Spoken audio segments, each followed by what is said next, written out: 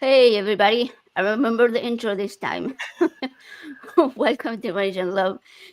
We are here to debate, explore, and review topics about religion, science, history, and current events. How are you doing, Joe? Hey, doing good, AJ. How's your day We're going? back. Yeah, we're back. We're Pretty back. It's good. been a while for me, but I'm excited for this show, so I'm happy to be here.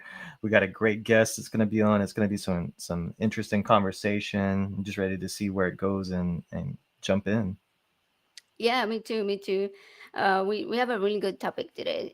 We are going to talk about consciousness. I would say it's like one of these most intimate things that we have. It's like we are aware that we exist, right? Like we have this sort of inner narrator that we call the self. We feel that we are someone rather than just something.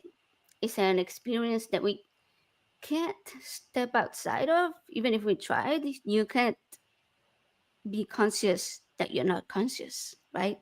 So, because of that, this concept has been always surrounded with mystery.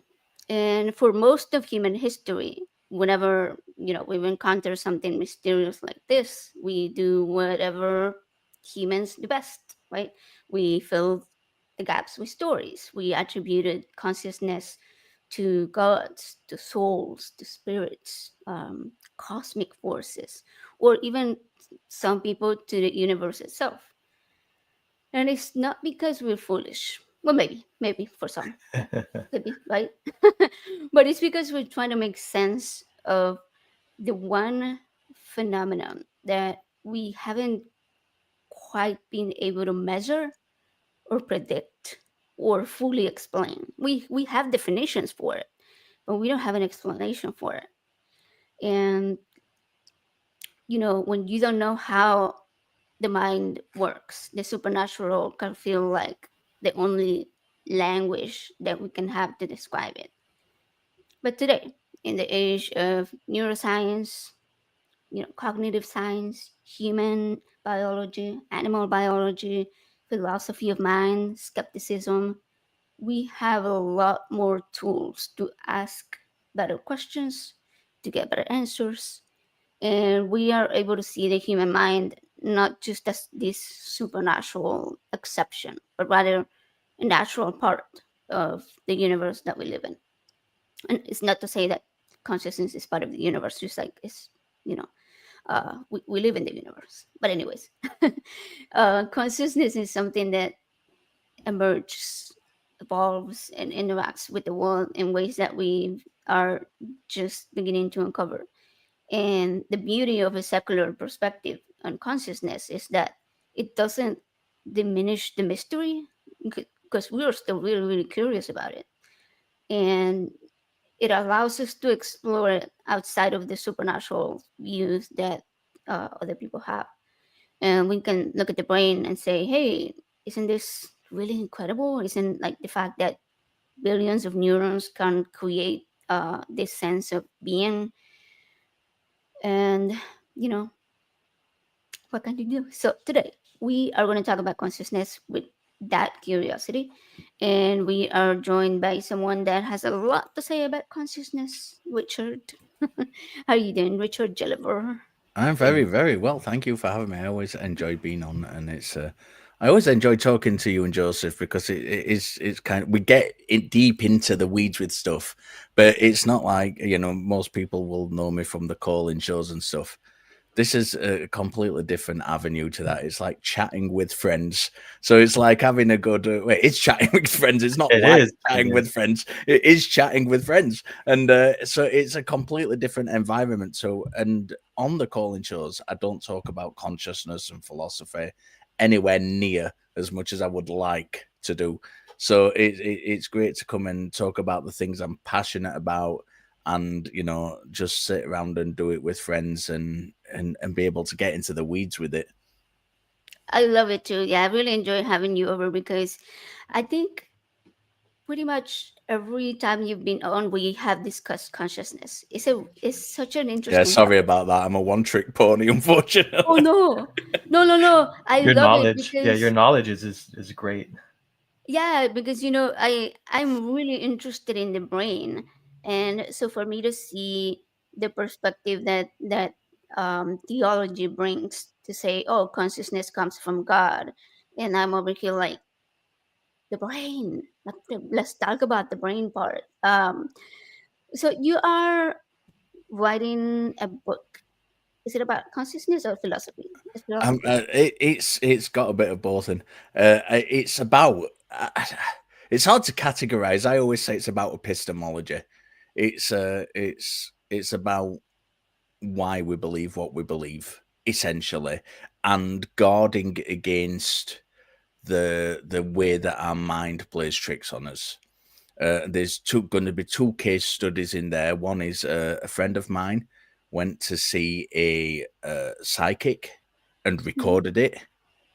And I should mhm, say that, shouldn't I? Psychic, and recorded it, and very, very kindly let me transcribe it and use it for the book. So this is a real time analysis of someone talking to someone who proclaims to be a psychic medium, and mhm, it's what it's going to be is basically I'm going to break down the entire conversation, show where there's cold reading taking place, hot reading taking place, where the person could have found this information out on social media beforehand, that they had full access to my friend's name, address, social media. They'd been in contact on social media. Uh, so it's going to be a breakdown of,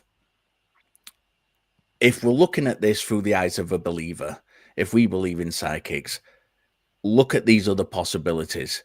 Look at what might be going on here. Look at where uh, things are happening where our brain, as the person who's seeing the psychic, could be making mistakes and giving unconscious clues.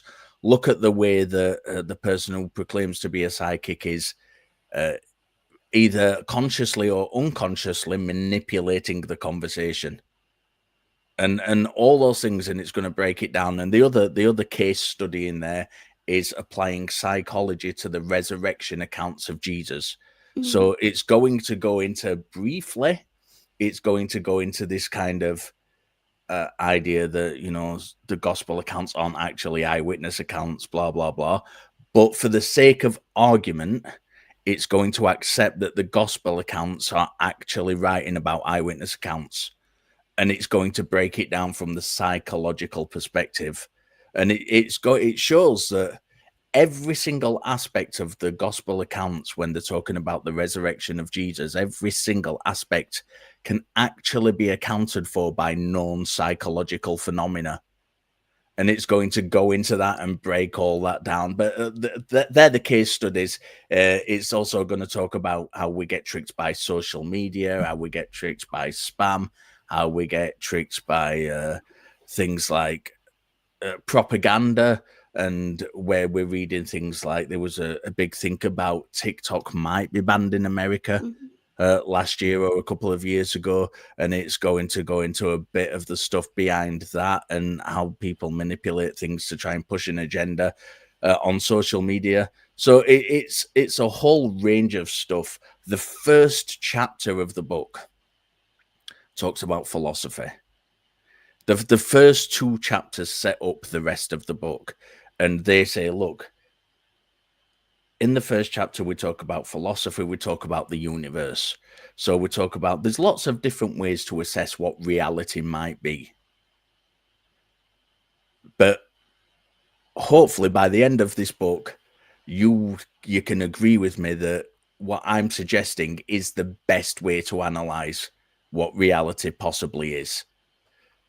So it's going to talk about philosophy, different philosophical ideas in the first chapter. It's going to talk about what the universe is and give some great little experiments. There's some brilliant experiments in there where you can actually work things out for yourself, because there's Right. nothing worse than reading something dry and mhm, intellectual.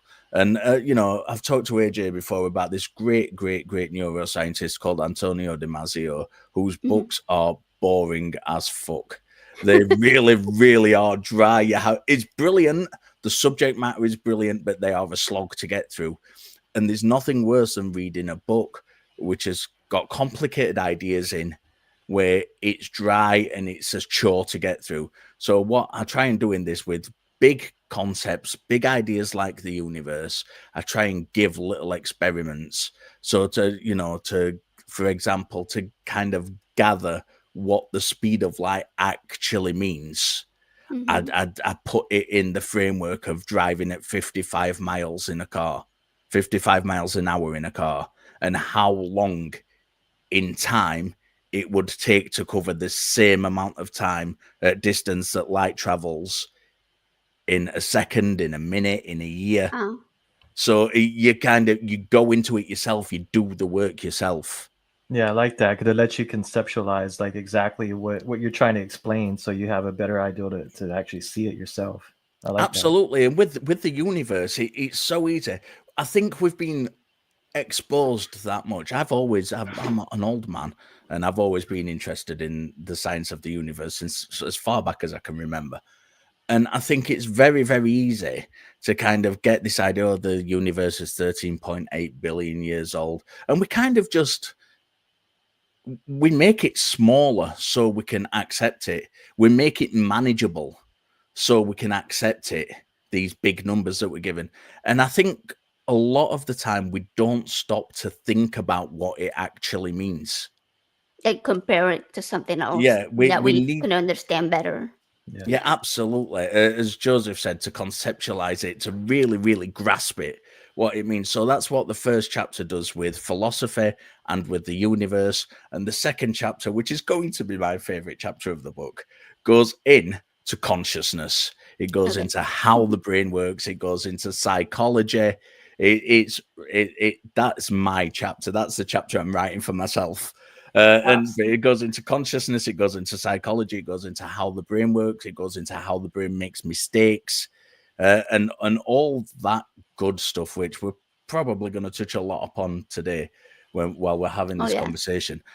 And what it does is it takes the first chapter, as you saw, these principles you've learned about philosophy and logic and the universe, which is reality. And it takes the second chapter, which is how we assess our little bubble of that reality and interpret that bubble of reality. And it puts them together and it says, look, now we have a framework by which to assess claims as possibly true. And it uses that framework throughout the rest of the book.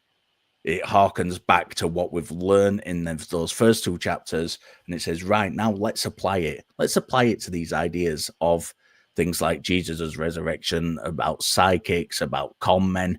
Let's apply it to all those things and see what it tells us about the world we live in. That's amazing. I can't wait to read that because I mean, it sounds like it covers a whole lot of different topics that are sort of related to each other in how do we come to believe what we believe, based on consciousness, on epistemology, on philosophy. So I'm really excited to go to the UK and pick up my signed copy one day. Absolutely. What's the timeline? What's the timeline? Do you have one, or No, it can? no. I've almost finished the first chapter. Okay.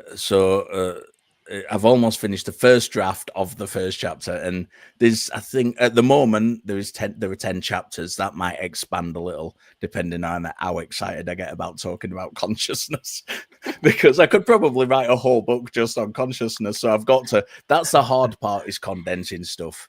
So I've got a little bit left in the first chapter to write about quantum physics. It's time. It's simply time, because I'm not just writing that book. I'm writing another book, which is just a religious studies book. It's nothing, where I work with religious people Mhm. and talk about the history of religion in a particular area of Britain. And I'm also working full time, and I'm also doing a degree, and I've got a family. So it's Busy, busy, fitting busy. everything together. So I tend to go through kind of bursts of writing, like intensely writing, and then I'll have a couple of months where I'm doing something else. Then I'll jump back in, and so yeah, I have no time frame. I first talked about this book to about 4 years ago, Oh wow. Okay. I've only been writing it for probably going on a year properly, like really investing in it. So it's coming along, but all the infrastructure's there now. That was the hard part, getting the infrastructure there. I was very lucky that I've got a friend who you may know, Dr. Richard Godby here, who wrote A Human Oh, yeah. History of Emotion and is one of the non-profits over on the ACA. He very, very kindly sent me.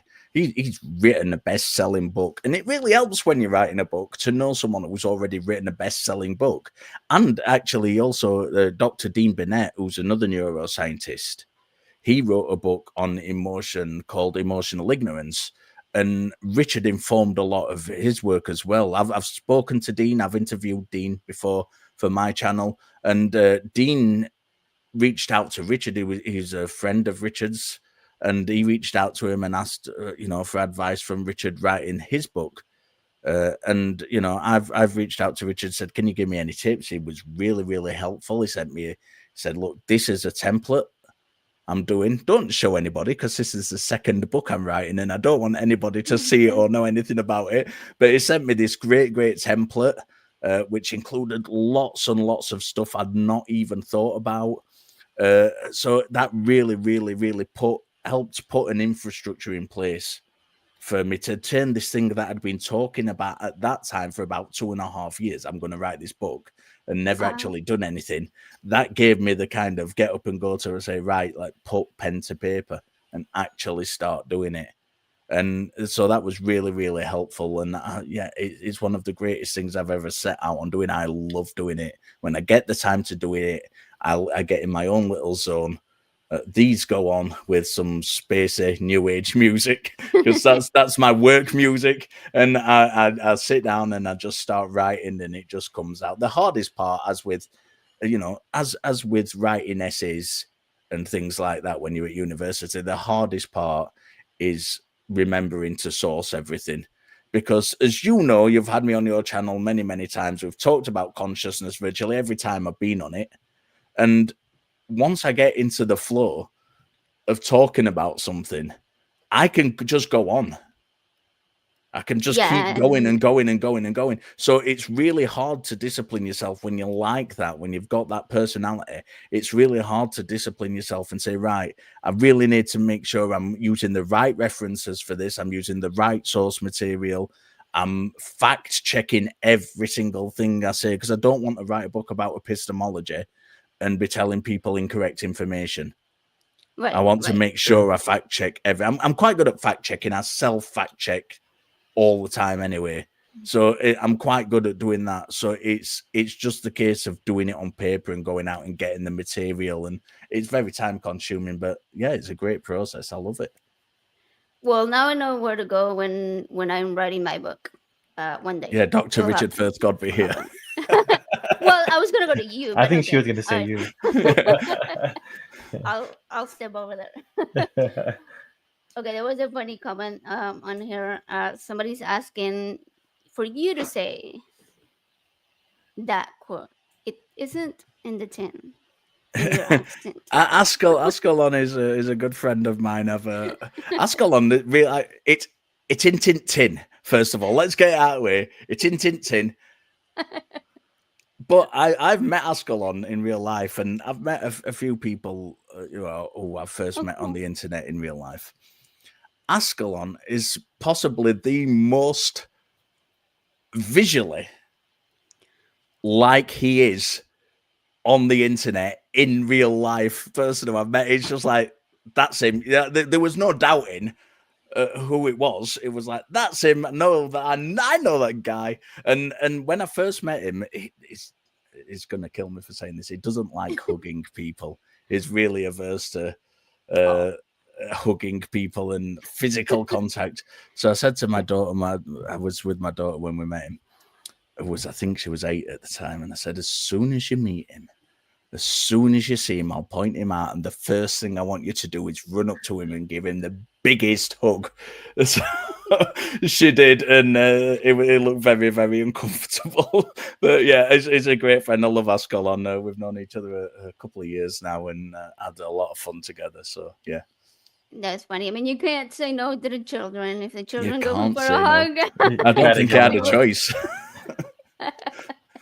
that's so funny. So he's in England as well. That's nice. I know we were actually in Scotland at the time, so Oh, okay, okay. yeah, don't So, confuse Britain with England. Yeah, don't oh, my bad. don't do that. My bad. Don't do I, w- that. I mean, I almost said Wales. Yeah, well, some people do say that. Some people, there's a nasty rumor going round, which was started by Dr. Ben, I believe, that I am in fact Yes. Welsh. It is not true. I am not a Welsh We, person. It's funny because one of a great supporter of mine, who's followed me for a couple of years online, she is from Wales.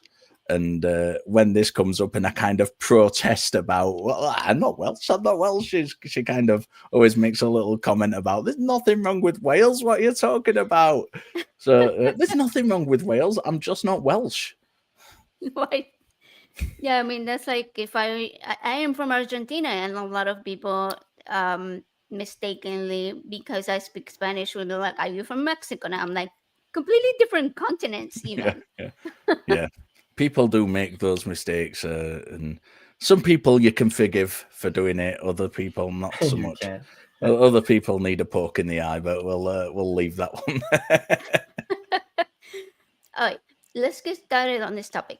And clarify for me, correct me if I'm wrong, but I think I remember that the theory of consciousness that you most line up with will be physicalism, materialism. Are they're similar? Uh, I don't. We'll get into this a little bit later on the philosophy Okay. stuff. I don't particularly align with any specific theory of consciousness. I don't think. I mean, physicalism isn't itself a theory of consciousness. Theory of consciousness. Hmm. There's the integration theory of consciousness and things like that. I try and stay away from labeling myself into anything because I think it's even atheist, I don't call myself an atheist. I don't walk around the street thinking to myself, I am an atheist. I use it when it's useful to use it, when I'm talking to someone, when we're having these conversations online and it comes up. I'm not a labels kind of person. And I think while it's useful to understand what the different theories are, I try not to say that I align with any of them because I think there's nuance in everything. And where a new piece of information can come up, I think it can, and it might be a minute piece of information. It can change the way you think about a subject drastically. And I try and keep myself open so that I'm not applying either for myself or for other people. I don't want to misrepresent what I think on something.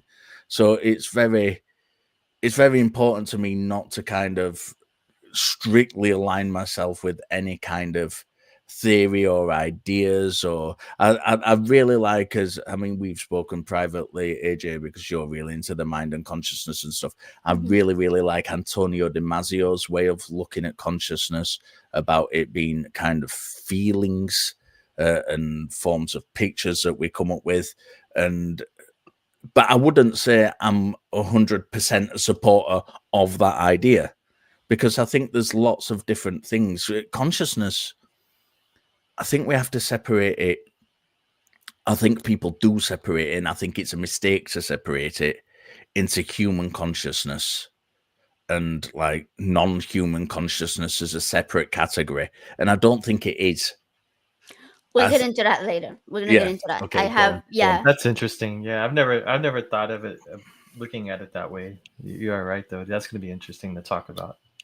No, I appreciate what you were just saying because I feel that with consciousness specifically, we we know we have a definition for it. Like I said earlier, we don't have an explanation yet that is 100% nailed down.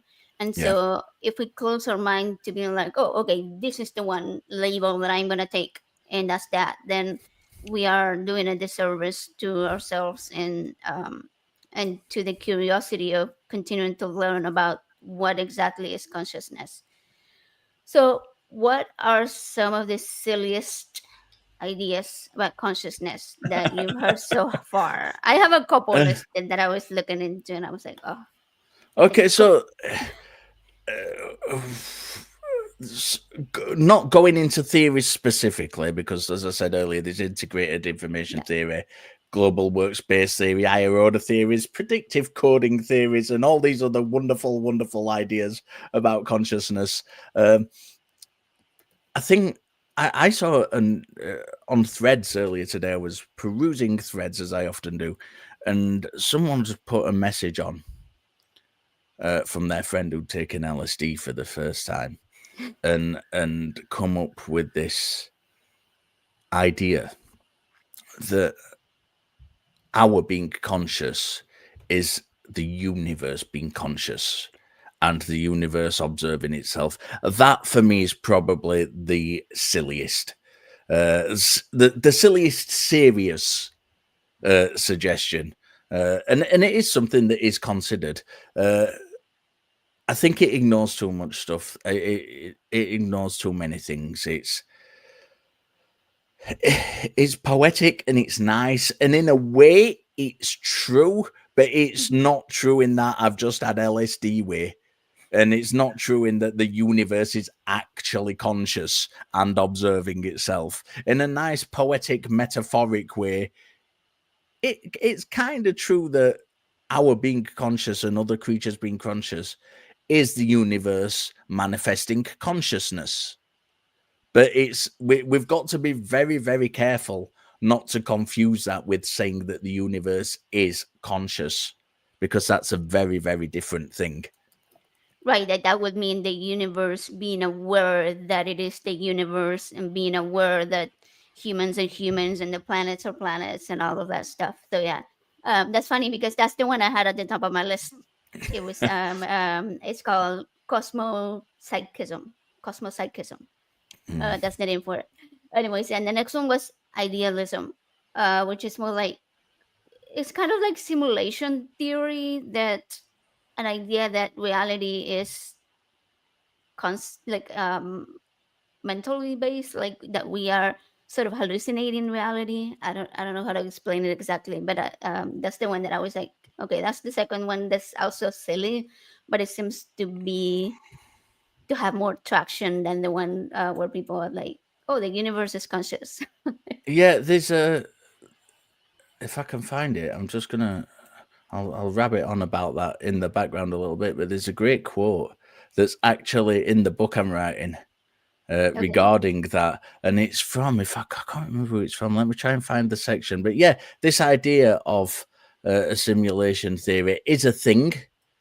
It's an actual thing that people have come up with, and it's gained popularity and kind of linked a lot to this idea of the Matrix, the movie The Matrix, and there were different ones, different simulation theories. They're not all kind of Matrix based, if you like. But yeah, that's essentially what it is. I'm trying to find this quote, so I don't know if you want to chat a little bit and say a little bit about your understanding, so I'm not just gobstopping while I find this quote. No, you're good. Ascalon says, I've heard similar that something like evolution is the universe learning. Yeah. Have you heard of consciousness, where they say that it's basically a concept of the mind? You would say a biological, maybe survival trick, uh, basically, so the humans can simulate internally like the outcome of their action before actually doing it to stay alive, to have a better outcome. Does that make sense? I don't know. I'm not sure. Yeah, I'm also not quite Following like that. Yeah, kind of I'm not like tracking entirely, because there is this, it is an evolutionary. There are evolutionary kind of theories of consciousness as well that talk about how the mind and consciousness has come to be, and some of them are very much. There have been studies done where we find this idea. I'm just going to abandon looking for that because it's taking forever and stopping me talking. So people aren't here to me for me to look for a particular quote. I'll give you the gist of the quote in a minute. So essentially, yeah, this idea that the human mind is kind of formed in such a way that it makes decisions before we're conscious of these decisions being made. And there've been a number of tests. It was made famous in the 90s. I think it was the 90s by a particular study. And it's not a very good study, but it's leads into a good framework of studies that actually talk about this. So regarding evolution, yeah, the evolution itself, I don't know if this is what you were getting at, Joseph, but evolution itself does lead in. There is a whole field that talks about the evolution of mind and evolution of consciousness, and it is really, really interesting. The quote, as I said, I've not found it. I've abandoned looking for it, but it basically said it was from somebody who did computer models of kind of synthetic things. So someone really, really kind of qualified to talk about simulations. That is his profession. And it basically said that a simulated universe is impossible based on the work we have in simulations and that what we can do and what we can, like, we think we can do in the future. It is impossible to have a simulated universe. It's a really, really good quote. I'll when I do find it, I'll put it in the comments of the video so everyone can see it. I appreciate that. Yeah, when you do that. Yeah, that's what this book that I'm reading, that I recommended to you, Journey of the Mind, is. It kind of goes into the evolutionary process of um, consciousness. We'll get to it in a little bit. I have some notes and questions to go on about that. Um, but for me, like, when speaking of, consciousness evolving, like whenever we discuss it, I can't help but think about babies. Right? And maybe I'm like completely wrong. um I don't know, maybe this isn't necessarily about consciousness, but looking at a freshly newborn baby, right, it appears to me that while they're obviously conscious, it must be a completely different kind of consciousness from what we adults experience. And even toddlers, right? Like they don't record memories until around school age or so. When you look at babies, like their vision, their hearing, their emotional regulation, their language are also underdeveloped and so limited at that age.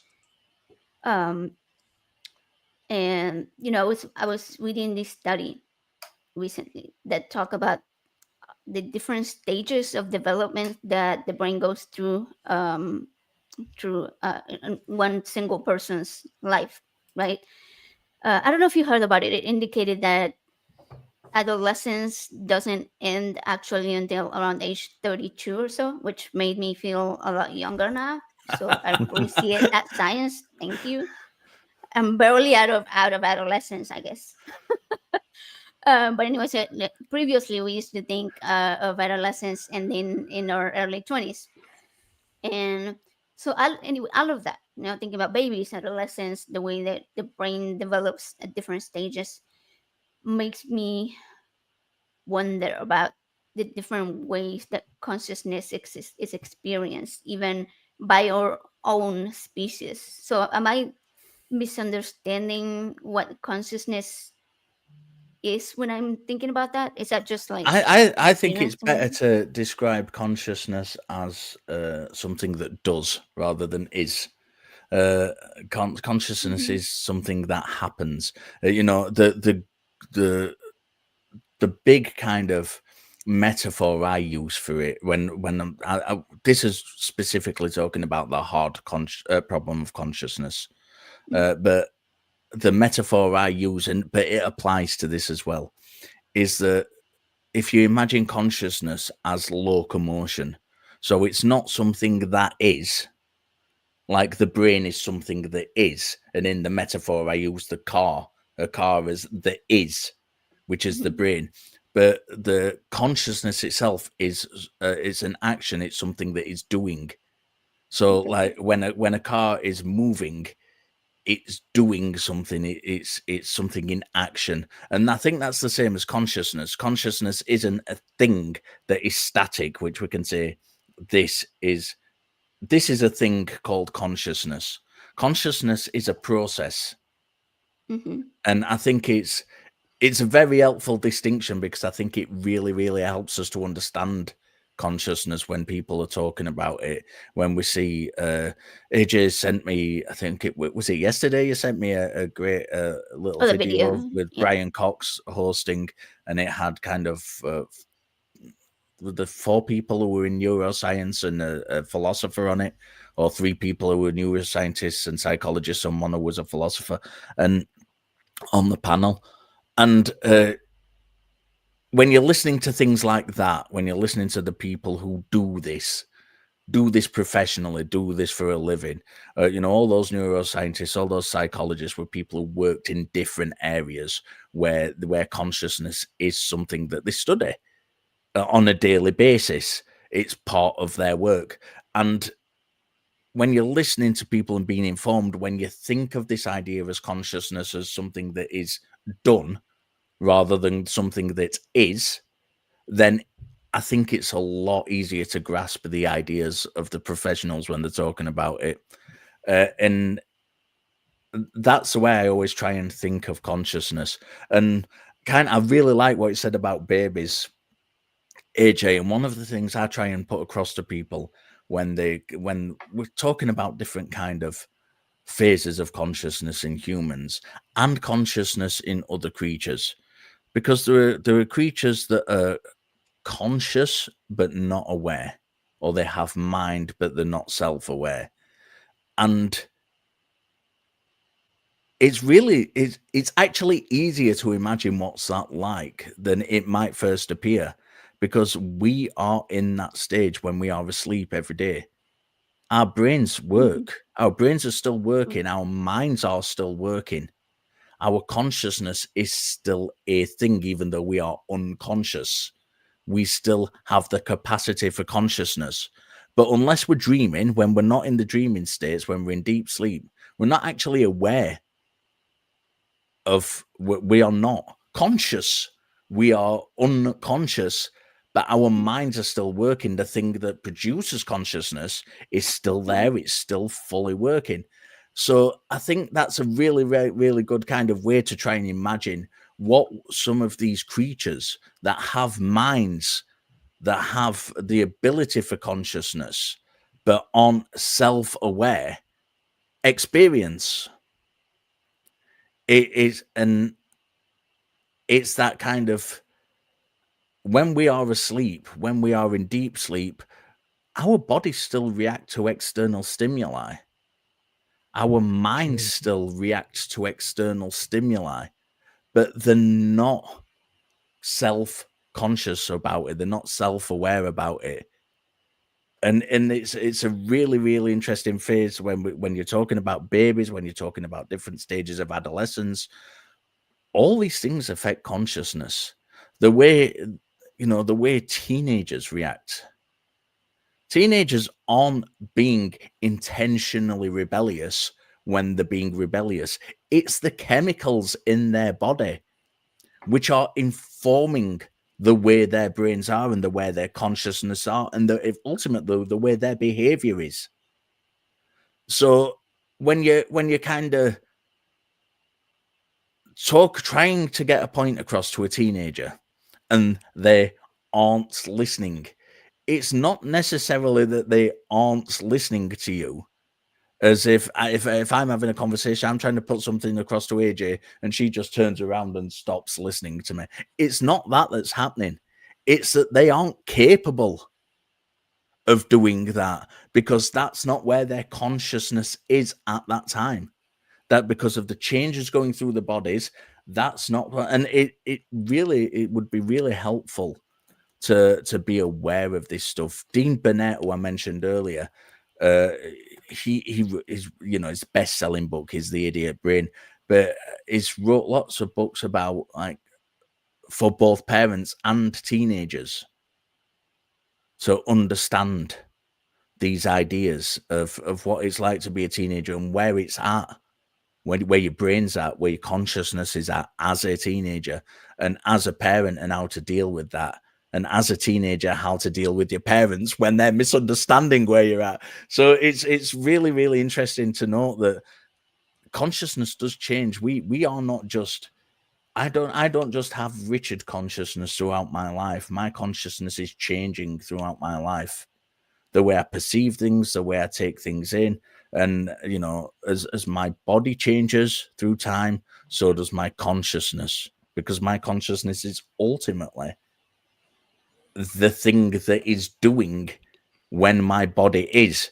So as my body changes, what my consciousness does Yeah. changes with it. That's a really great way to explain it. Yeah, I do have a whole video about the science of the teenage brain. So just in case people want to go check that out, because it does talk about the way teenagers connect with parents and how the changes in their brains and their hormones and all of because hormones affect your brain as well, right? Um, how all of that changes their focus and their motivations, and so the motivations become more so a little bit selfish, but it's a normal process of it of growing up, right? Because they want to go and drive and they want to go and have friends, and that's like the main thing that drives their behavior. And so that part about consciousness that you were talking about, how that shifts to a focus on the more so of being social rather than social with their peers, rather than being social with the people that raised them, whether it be the parents or whoever their caregiver was. So it's a really interesting way to look at the different stages and the different, like you say, your body changes, your consciousness level or the way your consciousness makes you behave is going to completely change. And yeah, I very much believe that there is different levels, or like you say, phases would be a Yeah. better word to call it, of consciousness. And levels. And yeah, Just to complicate so things. right, Consciousness is a great thing for overcomplicating things. It's great. Yeah, very, right, very. yeah, exactly. So this had me thinking about like the state of dream conscious. Well, the state of being in I guess dreaming.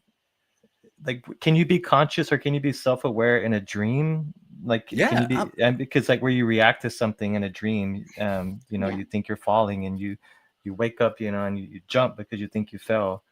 Yeah, this is actually a really, really interesting point to bring up. Dr. Richard Wiseman has done a lot of work on dream consciousness and stuff like that. I mean, Dr. Richard Wiseman's done a lot of great work anyway, but is just, I think he's really kind of foremost and leading kind of these studies behind the psychology of dreaming. And we have different conscious states in dreams as well. We have those states where we are dreaming and we're just kind of aware of what's happening but not in control of it. We have these states where called lucid dreaming, where you can get into a state that is where you can actually control your dreams. You're still asleep, you're not awake, but you have kind of this higher awareness than you would normally during dreams, so you can choose what to do in your dreams. You can choose, rather than being an observer of your dream happening as we are in normal dreaming, we can actually choose to turn left or turn right, or even do what we would normally call kind of miraculous things like fly and things like that. There's also these states where we wake up but our body is still locked, as if, because when we're dreaming, what happens is our brain releases chemicals which literally lock our bodies so we can't act out our dreams. Now, sometimes what happens is we wake up and we become fully conscious, but our bodies are still in this locked state. And this is one of the things which people propose are explanations for things like ghost sightings, succubus attacks, supernatural beings attacking us, alien abductions, all this stuff. It also creates a hyper awareness of sight and sound. So when you're in these states, you might see kind of shadowy beings, even though you're fully awake. You That's might considered. see shadowy beings in your room, or you. Sorry, go on. No, I was gonna say that's like sleep paralysis, right? Where That you're is able sleep to, paralysis. Yeah, yeah. Yeah. Yeah, Where so I was actually gonna bring that up because I just recorded a video for John, John the skeptic, and so I was reviewing somebody else's video where this person was talking about demons, and he says that he had a sort of like a pornography obsession, addiction. I'm sorry. And so one day he was dreaming, and there was this woman that was like trying to get him to have sex with him and stuff. And so he said that he woke up and this woman, sort of like a 9 foot shadow, was standing in front of him and he couldn't move. And he immediately goes into it was a demon, and but it was Satan that brought me all these demons, but it only brought me closer to Jesus and stuff like that. And I was just there thinking, okay, no, what you just said, Richard, that's exactly what happens. Like when you go into REM sleep, your body paralyzes you, basically, right? To put a label on it, and so that your muscles cannot be moving. That's why sometimes when we're dreaming, our muscles twitch a little bit, attempting to um, recreate what you're dreaming, but it cannot fully do it because depending on the level of paralysis, you just can't complete the task of moving your muscles. And so, anyways, but because what happens is your brain is awake, half awake, not fully awake, but your body is not awake. That's what happens in sleep paralysis. And because your brain is also not fully awake, it's very common for people to still be dreaming while they are aware that they are awake. So it's like half asleep and half awake, and so you can see all of these shadows and things that you think are demons. I guess depending on whether you're religious or not, you may think it's a hallucination, but it is technically a hallucination. I guess because you're awake, we don't call it a dream anymore. We call it a hallucination. Uh, so yeah, it's a really really interesting uh, aspect of a way of exploring consciousness, like what happens when you're asleep. And you can also have a little bit of control. What is it called? Lucid dreaming, where Lucid people dreaming. Yeah. have, yeah, where Yeah. people have like, I did practice it when I was a teenager. I was like really fascinated by it. And so I would do the things that they recommend you do before you go to sleep, so that you could sort of be half awake and half aware that you're dreaming, that that's the dream, and that you can control the narrative of the dream. Sort of, it's not full control, but you can kind of be aware that you're dreaming. Yeah, lucid dreaming, both lucid dreaming and sleep paralysis, being waking during sleep paralysis, are things that tend to start off in the teenagers' years as well. Now, I will caveat with what I'm about to say with I have not read any studies about this, particularly what I'm about to say. So this may all be bullshit. So please bear that in mind. This is just me putting two and two together, and possibly coming up with six. So bear that in mind.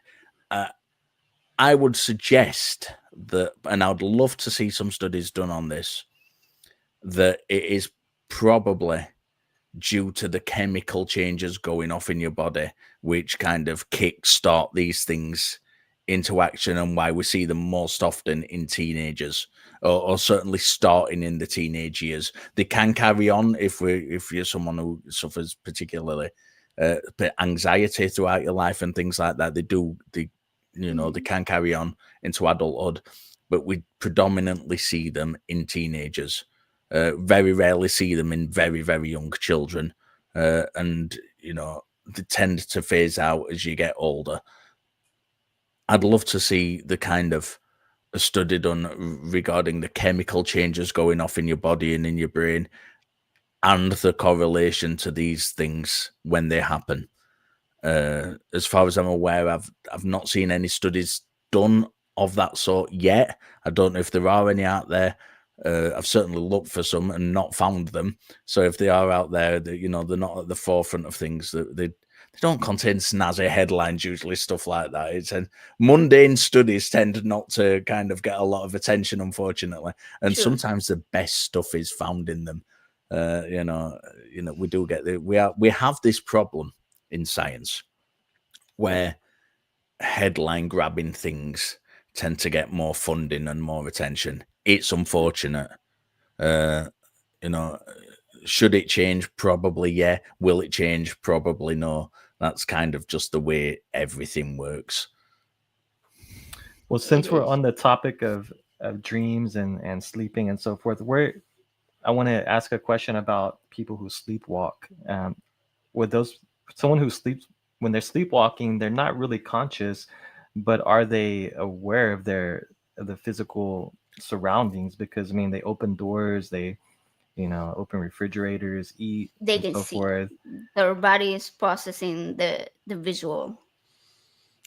Yeah, if you're asking me, I'll hold my hands up. No idea. Oh, No idea. okay. I've done Yeah. nothing at all Okay. study wise on sleepwalking. So I was just it's curious if you had any. no, any it's a knowledge great on that. question. It Yeah. really is a great question, but I don't know. I just again wildly kind of just throwing it out there without any kind of anything at all to back this up.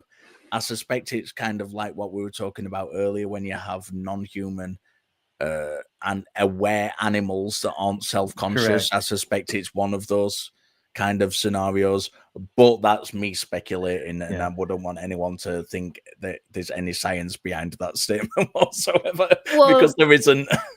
I see the No, comparison though. I was thinking similar as well. yeah, I only know a little bit about this and what I researched for that video that I was doing, and so it's kind of like similar to what we were just mentioning, right? In sleep paralysis, your your body is still in sleep and your brain is waking up. So sleepwalking will be the opposite. It's like your brain is sleeping and your body is waking up, but your brain is never fully sleeping. So it can still, like, if you touch somebody that's sleeping, they are gonna feel that, right? And so it's the same thing, like your eyes are open, and so your brain is going to be processing what is coming through the eyeballs, right? And it's going to be processing the visual aspect of it, but you're not necessarily conscious in the way that you are when you're awake, that you can make decisions and Yeah. stuff, So but they're not you're really. It's not really a conscious decision. It's more like a reflex right. or like a automatic reflex. You're well, what will be the word? Living your dream, like you're acting out your dream. You're acting out whatever you're dreaming Got you. about. Yeah. Yeah. Yeah. So yeah. Yeah, you know what? This is why I love coming onto this show, because AJ's just mentioned just a phrase that has kind of prompted me to kind of take this conversation in a whole different Okay, direction. And let's go. when talking about the information coming in your eyes, and I think it's important, and it's a good point in the conversation to talk about how we actually assess things anyway, because this is really, really important, especially when we're talking about things like, a lot of people who are watching this probably now used to be the resident skeptic on a ghost hunting group. When we're talking about people being in unfamiliar places and seeing ghosts, it's really, really important to kind of know how it works. So what happens, how we interpret the world around us is, and I'd like, when I finish talking about this, I'd like to kind of get AJ's opinion on this, because AJ's, had surgery on eyes and on your hearing and stuff. Really, so it'd be interesting to kind of have a non-normative opinion of someone who, what I mean? So this is really interesting. How the brain works. I got into trouble off Jamie the Blind Limey, by the way, because I once made a statement saying 80% of the information that comes in to our brain and forms our image of the world comes through our eyes. And he just turned around and went, "Not mine, mate." But yeah, so in kind of normal functioning with human beings, the information comes into our sense organs through touch, sight, sound, taste, smell, that kind of stuff. And we don't see the world as it's often portrayed in films and stuff. We don't see it as like a video camera. So we form little snapshots of the world. We take little images of the world. And the majority of the image that we see out there is created from memory. It's not created from what's coming in. It's what we've experienced. And we've built up a model of the world. And then those snapshots of images that are coming in, of sounds that are coming in, of tastes that are coming in, and smells, what they do is they go to our brain and we cross-reference that inputting data with this model we've already built up from memory. And that's how we see things. So it's not like a continuous film. It's not like a continuous tape recording. It's cross-referencing all the time. Our brain is cross-referencing. That's why it makes so many mistakes. And when we're in somewhere which is unfamiliar, or if we're in somewhere we don't know very well, or where sensory information is limited, somewhere kind of like if we go to a strange location on a ghost hunt and all the lights are out because it's better to see ghosts in the dark for some bizarre reason. I have no idea why that is supposed to be. So automatically what's happened when we're there is we've restricted the way we perceive the world from both the memory aspect, because we're in an unfamiliar location, and from the sensory input, because our environment is restricted. There's no lights and stuff on. So what our brain does is it fills in the blanks, and it takes the limited information it has and it fills in those blanks around us. And if you add that to you already believe in ghosts, or if you're in a ghost hunting group that's led by someone who is, let's say, trying to manipulate you, who you've paid to go on and they want you to see a ghost, and they're feeding you of stories of Lady Jane Grey, who lives in the room number 9 down the hallway, and we're going to do an investigation at midnight where we walk down the hallway with all the lights off and go into room number 9 in this strange location. All that combines. So you've been given this information, and you've got this limited sensory information coming in, and you've got this limited memory, and now you've got this information being fed into you. So your brain is going to fill that with the information you're being given. So if you see something, it is going more likely than not to take on the perception of that information which has been fed to your brain, because that and this is the really, really interesting part about it. People are genuinely seeing things. People are genuinely seeing things because that is the picture their brain is building from the information they've been given. So they're not actually seeing Lady Jane Grey in that room, that information that being fed. But for all intents and purposes, from their perspective, they are seeing Lady Jane Grey because that's what the information their brain has. And it's really, this is what's so fascinating about consciousness, that in a very, very real way, we do build the world around us that we see. We do have this, and we talked last time I was on the show about non-human animals and humans having this sensory species bubble called the umwelt, which is the species-specific bubble of how the world is perceived. So in a very, very real way, and this is why it's really important when we're talking to people who have or claim to have supernatural experiences, it's very, very important that we don't diminish that they've had an experience, because they have genuinely had an experience. What's important is that we try and get them to understand that the experience they've had is not necessarily specifically what they believe it to be, and there's a better way to assess that information. And I think that's really, really important, especially in the sphere we operate in as kind of content creators, where we're talking to believers in different things. Yeah, no, that's really interesting because for me personally, like you said, I had double corneal transplant and a cochlear implant, and so I always do wonder, like, obviously I am aware that my experience of the world may not be the same as others. So I can only compare it to my own experience of the world that I've experienced before having these surgeries, after having these surgeries. And one thing that I always like to talk about is the way that my thinking changed.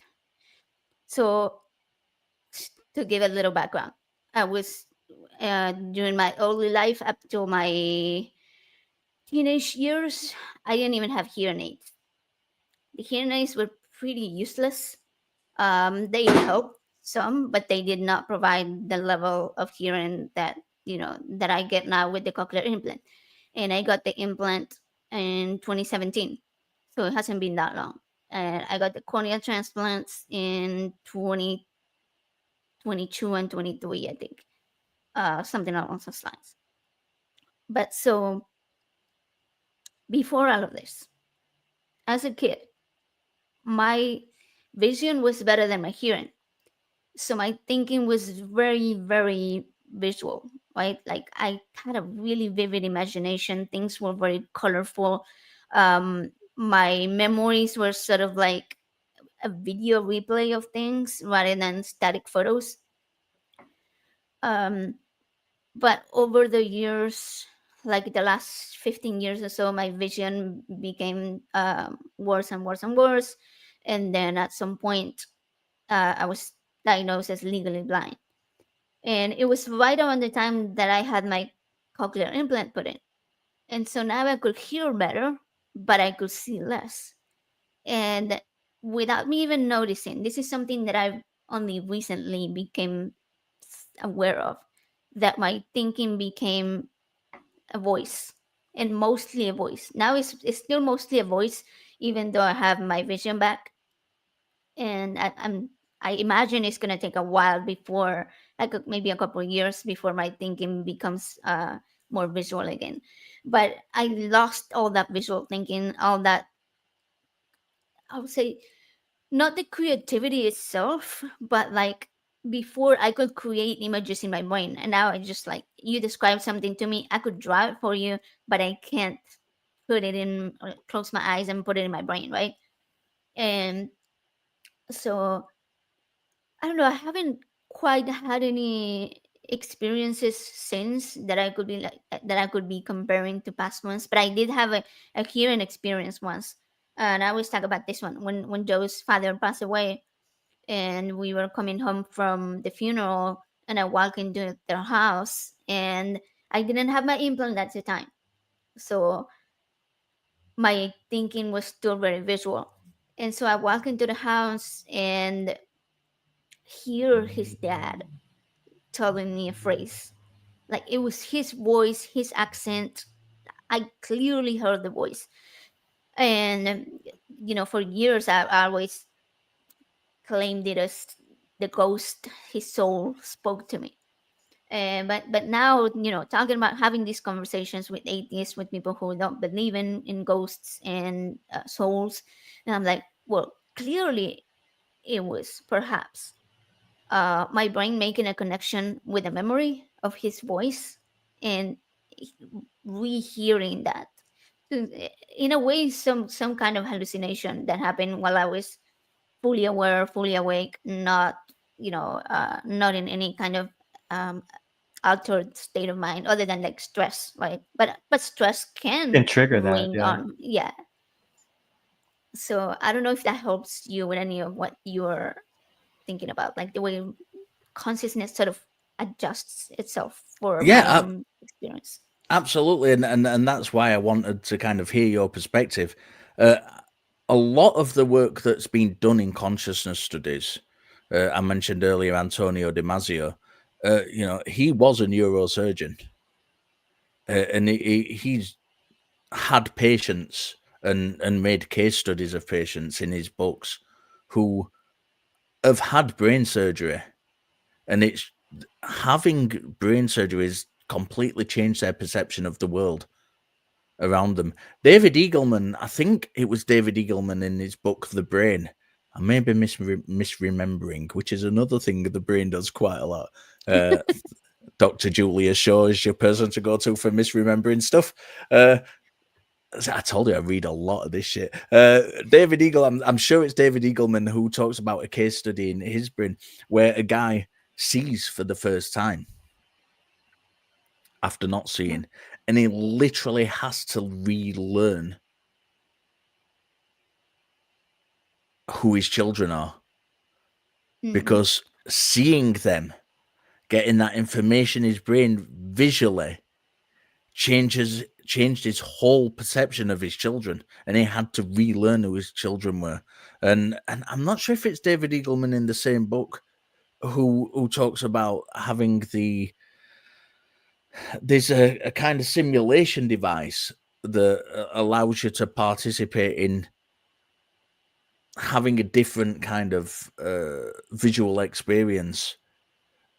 And it took him hours and hours and hours to learn how to walk just because he was seeing the world differently through this device. And it's so important to kind of take into account those perspectives of people who've had a change in consciousness because of a change in the physical makeup of eyes, brain, sound, all these experiences which change, in reality, change how our consciousness perceives. It is so important to consciousness studies. We would know nothing in consciousness studies if everyone was exactly the same and had the same brain state all the time. We are in the infancy of consciousness studies as it is, but we'd barely be out of the womb if we didn't have the ability to kind of look at different people with different interpretations. And it's so important. And even we were kind of mocking earlier this idea of the universe being conscious, but even ideas like that, it's important to at least take the perspective that people genuinely believe this seriously, so we can have as wide a field of scope as possible to talk about. That's a very interesting thing that you described. Basically, how he had to relearn how he saw his children after he actually physically saw them, based how his brain perceived it. The brain's like so interesting, how it takes in everything and then puts that together to give you, I guess, a concept of how you think someone is seen in your view. Like, me and AJ were eating at a restaurant a couple weeks ago, and I had some people sitting behind me that I couldn't see. I hadn't seen them the whole time, and I was listening to the whole conversation. We like to do that. We'll sit there and listen to other people's conversations. We're weird like that. But I visualized like a whole concept in my mind of how the guy looked, how the lady looked, based on the conversation, what they were talking about. Like, I saw him as a professor and so forth. And then when I actually saw them, it was like my mind had created something that was like completely like they were nowhere close to what I had imagined in my mind. That's actually really great. What we're talking about the book earlier and how I give kind of experiments in the book, and one of the experiments that I give is, and this is something I've done myself for self-reflection, and one of the kind of experiments I give is to sit in public, or when you're traveling on public transport or whatever, when you've got access to people you don't normally see, people you don't know.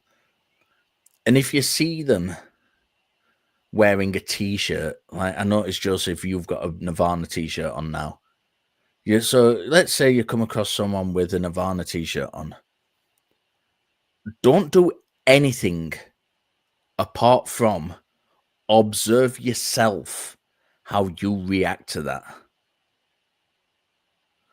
And it's such an interesting experiment. It tells you so much about your own consciousness and your own biases. When it might not be a Nirvana t-shirt, it might be a Donald Trump t-shirt. It might be a an ABBA t-shirt. It might be a Sex Pistols t-shirt. You know, never mind the bollocks. You know, a curse word. Wow, a curse word on a t-shirt. And just notice how you respond. And it's so amazing just how much this simple experiment, not taking into account anything apart from a t-shirt with a slogan on,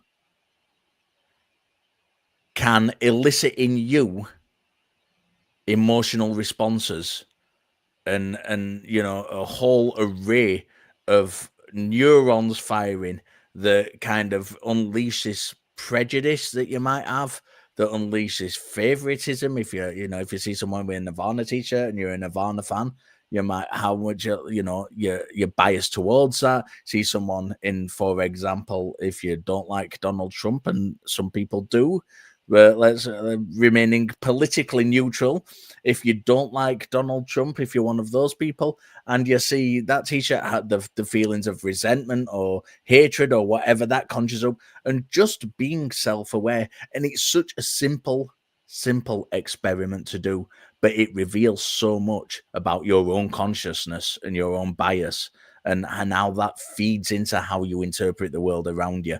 And I love stuff like that. I love just little stuff like that, little things like that, just to get people thinking. And it affects how you interact with the world too. Like I was just thinking, that experiment that you just mentioned. um I find myself doing that a lot. Like if I see someone wearing something that I connect with, I will often I often feel like a lot safer around them, or in a way, and Yeah. I can come up to them and be like, "Oh, hey, I like your shirt," or something like that, right? And whereas on the opposite happens as well. We recently met someone, and this person, we were doing sort of a professional transaction with this person. I don't want to give too much detail, but anyways, this person had a cross tattoo, like right all the way across their arm. And my immediate, like, it was a really nice person, nothing against him, but like my immediate response of judgment was like, oh, they must be like highly religious, kind of like a little bit more distance than I will if I saw someone with a Nirvana tattoo. I would probably like compliment the tattoo or something, right? Like, and so yeah, it definitely shows your different biases. It is. Um, It's amazing. It really is. And I mean, we were talking about the show, how I used to be, before I got COVID and all that stuff, how I used to be, super fit, to put it lightly. And I've got a lot of tattoos, and the reaction I get from people when I'm doing the religious studies stuff, when I'm working with other people, and like for the first time when I first meet them, or the philosophy stuff when I first meet them. And I'm not a tall guy, but I'm a pretty big guy, and I'm covered in tattoos. And when I first approach these people, and they kind of look at me as though to say, "Shit, what's he doing walking towards me with such a?" And I'm I've got quite a like fiery personality, so I'm quite determined when I walk. I'm not meek. I don't hunch up or anything. And when I'm Confidence. walking towards someone covered in tattoos, and I'm walking towards them and they're looking at me, you can see the fear on the faces. And then I introduce myself, and then they realize, oh, you're here to talk about philosophy, or you're here to talk about consciousness, or religious studies.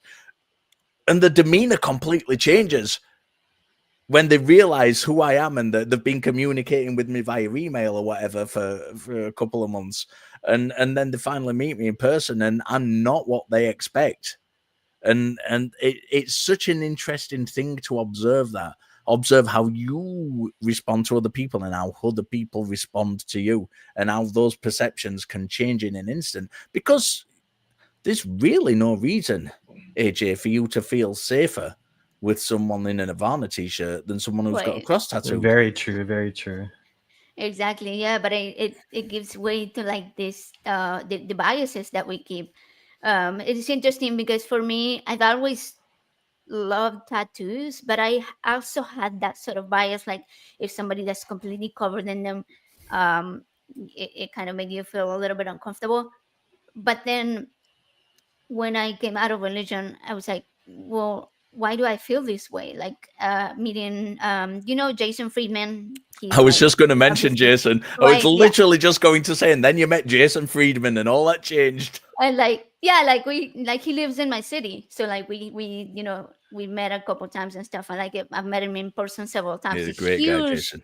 big guy, but like the sweetest person ever.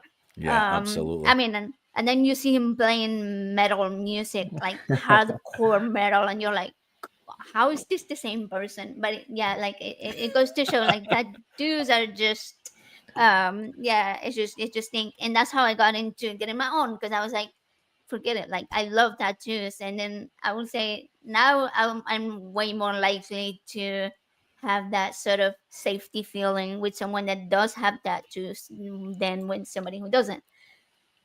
That um which feeds into what we were talking about earlier, of the mind building up a picture of the world through memory, through past experience, and it all it's all connected. It all shows how the reason you feel safe with someone isn't just like a snapshot decision. It's built up in your brain and through past experience. I just want to point out that Hive Science said a while ago in the chat, because I was talking about when people, your feet getting fed into this information before you do something. Hive Science said, yes, that's priming. Yeah, that is the name for it. It's called priming, when somebody uh, gives you information, and kind of in philosophy we'd call it poisoning the well, where people gives you information before you do something, so you're predisposed to seeing things from that perspective. Uh, but Hive Science also said that we used to work together on a call-in show years ago, and we did. And it was a jolly good time as well. That's oh, where that's I fun. started out. It's where Dr. Ben started out. Um, and yeah, we had a great time. That was over on Ethan Michael's The Perspective show, which Oh, was okay, gotcha. Yeah. fantastic. Yeah, it's where we all started our kind of, well, it's where I started my call-in show experience. I've been doing the talkie in real life for a long time, but it's the first time I'd kind of come onto the internet and done it. The one thing that was positive about COVID was that it opened up this kind of online world No. that, for a lot of people, that had not had access to it before, and had got into this whole new community, which really was helpful for a lot of people. And that's one thing that did come out of it that was really positive. I think I started doing the perspective, and I met Sue. I'd seen a couple of videos, and I always laugh when I say this, because it really sounds like I'm like being offensive to them, but I'm really not. I'd seen a couple of content creators, and I'd been thinking about creating content myself, but I really I didn't know anything about technology or anything, and I thought, I don't think I can do this. I genuinely don't think I can go on the internet and talk to people. And then I saw Laura McGee and Richard, who I used to do Skeptic Hangout with, a podcast that lasted nearly 100 episodes, and I'd seen them put videos out, and I thought, well, they're not very well produced. If they can do it, so can I. So it kind of sounds like an insult, but it isn't. It's I've Yeah. got me and Laura and Richard started that podcast, and it really did a lot for all three of us. It was great, a great time. Yeah, I love it. I mean, yeah, like a couple of years ago, I would have never imagined being able to do this. My anxiety and Yeah, yeah, absolutely. my Yeah, public speaking had never been my thing before. So it's weird. It's weird because like you have an audience, but you don't see it. Um, See, so I was it fine with public speaking. I've done this. I've done this for years. I've talked to people about what they believe and why for years and years. Over 30 years I've been doing this. And I've no problem with having a conversation with someone in real life and or standing on a stage in front of someone in real life. But if you go back to the very, very, very first episode of Skeptic Takeout, when I didn't even have my microphone was awful. I can't even remember what I think I was using an old handheld video camera to film it. Everything was awful, and I was so nervous, and it was so icky to watch. It's still up there if you want. If you want to see me look really bad, it's still up there. Go and watch it at Skeptic Takeout episode number 1. It is awful. It really, really is. Yeah, it takes time to do it. It takes time to get used to changing mediums, even if you're used to doing it in another format. Oh, I completely agree. My earlier content, sometimes I'm like, I really need to re-record these videos because the audio is terrible. It was from a laptop microphone, like the built-in camera from the laptop and the microphone. So the sound is terrible. Um, I've redone a couple and then I hide the original so people don't no She longer had. see it. So I'm like, oh shit, like people are actually watching this stuff. But You got like to start we somewhere. progress, yeah, we Yeah. progress and move on, right? My very first episode of doing a calling show was Truth Wanted, but then and I was sweating the entire time so much. But he made me feel so comfortable that I was like, I want to do this again. It was fun. But yeah. So, anyways, let's keep talking about this topic of consciousness. Something you said earlier, when you mentioned this person that has seen for the very first time, it made me remember of my own experience with my hearing because, like I said, I grew up until like age 15 or so with no uh, devices to help me hear, right? So then I got the hearing aids, which were it's kind of like voices were a little bit higher but still really muffled. So like it was really hard for me to be able to partake in group conversations or somewhere in a restaurant or even at school. And so I was kind of like in my own little bubble world. If I went to a party, I was the one that was sitting in the corner just reading a book or something. And so when I got my cochlear implant, I had already been married to Joe for many, many years. And our kid was a lot younger. What was that? When did I say 2017? So about 6 years old. No, sorry. I think the implant was 18. Anyways, 8 years old, my kid. You're around 8. So throughout their earlier life, I had a really hard time hearing their voice and their pronunciations of words and stuff like that. Even my own pronunciation of words was pretty bad. I came to find out later. So I had to relearn both to hear and to speak because my speech. I don't know how Joe put up with it, but I'm pretty sure it was pretty terrible It wasn't before that all of bad. this. Okay, good. So I have to often make an effort to not mispronounce words or to remember, hey, the SC is pronounced like not like ch. Like I used to say stomach instead of stomach, right? Things like that. And so yeah, like being able to experience Joe's voice or kid's voice was a completely new experience from like what I already knew about them. So like I wouldn't say like it changed the way I felt about them, but it changed the way I perceived them, I guess you could say.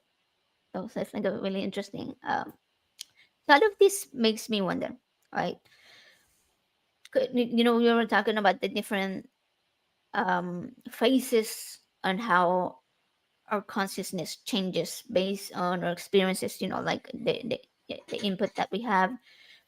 So we could say in a way that consciousness is kind of a spectrum, and where do we consider humans to be at the peak of consciousness? Like, are we like? I guess my question is, what is the? Do we have the potential to have more consciousness? Is that even a thing? Because we can't really fathom thinking about more as something that has higher That consciousness than what we experience, right?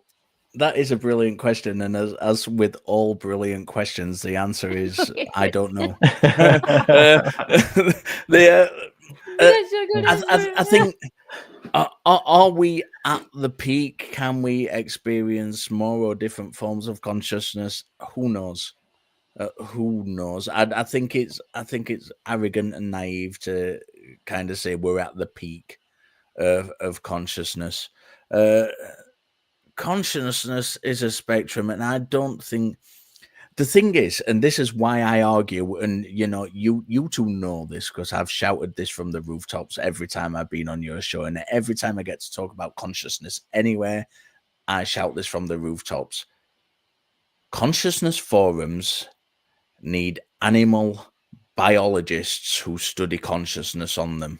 I mentioned earlier in the show that AJ had sent me that really, really good panel discussion yesterday, and there was not an animal biologist in sight on it. And this to me is criminal, to limit consciousness studies to human consciousness. Alex O'Connor on that video, on that forum, gave an answer, a thought experiment out to people. And he said, it was something along the lines of, if you're falling from an aeroplane or off a cliff, and you had no prior knowledge of the prior moment, or you didn't have the ability to foresee like future moments, if you were purely in the here and now, would you even know you were falling? Now, that to me, that on its own was kind of not particularly interesting, I'll be honest. But when you take into account that creatures who are not self-aware, as you know, one of the greatest studies that's been done on kind of perception, not consciousness as such, but perception, is on amoebas. Amoebas have been really, really largely studied regarding perception, and they have, the way they interpret the world, they have a temporal kind of two-phase way of interacting with the world. They are aware of time. They have a very rudimentary memory. And I think that's really, really important to take into account when, and it kind of peaked this when Alex mentioned that on that video regarding things that it's not just human consciousness. Why the fuck are we relating this just to human consciousness when even the most basic, not even creatures, I don't even know if you'd call them creatures, most basic organisms that can perceive, have a concept of temporal awareness? Yeah. Why the fuck on? And I will shout this from every soapbox in the land I get chance from. Why aren't animal biologists encountered? Because it is so clear to me. It is so clear to me that the physical makeup of the creature is integral to that particular creature's consciousness, to that creature's umbalt, the way, the sensory bubble of that species. It's obvious. And I think it's obvious to everybody who studies it that this is the case. And yet, when it comes to consciousness studies, when it comes to consciousness forums, they are left out completely. And that is criminal, because we can learn so much about consciousness by including people who study animals. And one of the really interesting things for me is I mentioned earlier this hard problem of consciousness. Nagel's paper, What's It Like to Be a Bat, really, really did inform this idea of the hard problem of consciousness. The hard problem of consciousness is that not only so What's It Like to Be a Bat talks about the fact that we can't know what it's like to be a bat, which is true. And this is often cited in the hardcore problem of consciousness as an argument against physicalism, as an argument against the physical producing conscious. And the hard problem of consciousness says, because we cannot reduce consciousness to a particular, we can't say that consciousness comes from this particular part of the brain specifically, that, and this is the important part, and this is a part a lot of people often get wrong, it's not a God of the gaps thing where people are infilling gaps in knowledge. This is not what the hard problem of consciousness is saying. It's saying not just that currently we do not know where consciousness can be reduced to in the brain. It is saying that consciousness cannot be reduced to the brain. So it's not a case that currently we don't know, but potentially in future we might do. It is saying it cannot be reduced to this. And Nagel's paper, What's It Like to Be a Bat? I don't know if that's the actual name of it. That's what I'm calling it. That's kind of a big thing in this thing of hard consciousness. I think the opposite. I think when we actually look at this sensory sphere of different species, we actually can relate how their consciousness and how they experience to their physical makeup. And I don't think that's a problem. I think it's actually the opposite. I think it informs us. It's really interesting to me as well, and this is kind of going on to general philosophy. It's really interesting to me how we say there's this hard problem, and a lot of people in consciousness studies who ignore biological animals, a lot of people in consciousness studies say that there's a hard problem of consciousness because, and this is why this distinction is important, because we can never, ever know, we can never, ever reduce it to a particular part of the brain. We wouldn't do that in any other area of science. We wouldn't say, well, we don't currently know what the, whether the Big Bang's the real reason the universe started, so therefore the Big Bang cannot be the reason the universe, and that's it, that's out of the door completely. We wouldn't say that in any other field. And yet we do it with this hard problem of consciousness. And I don't know why we do it with this hard problem of consciousness, because there's really no reason to do that. There's no reason to define it as we cannot reduce consciousness to the brain. Yeah, this makes me think of dreams, going back to dreams, right? Like we understand that dreams are a thing. We can say, oh yeah, dreams are real. Not part of like awake reality, right? Like of consciousness, but they are a part of the brain. And we still can't tell exactly what part of the brain they come from or what exact part of the brain memories are stored in, but we know that memories are a thing and that they're real and that they are a concept that we can see through imaging and studying the brain, that it is happening. And it's, for me, it's the same thing with consciousness. We can compare it to dreams. Um, we can compare both of them to each other, sort of. So sorry, my train of thought got lost because it's got way too many things there. But we can compare them in the way that we can study the brain, and whereas we cannot pinpoint the exact location, we can say, okay, all of the parts coming together are causing the dream, and all of the parts together are causing the consciousness as well.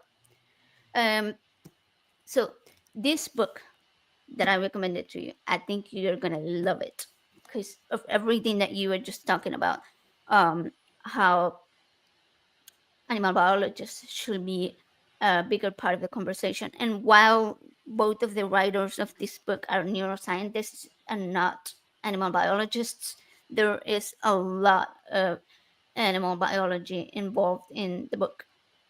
It goes back way back in time, down the chain of life. And what you mentioned about the amoebas is in the book as well.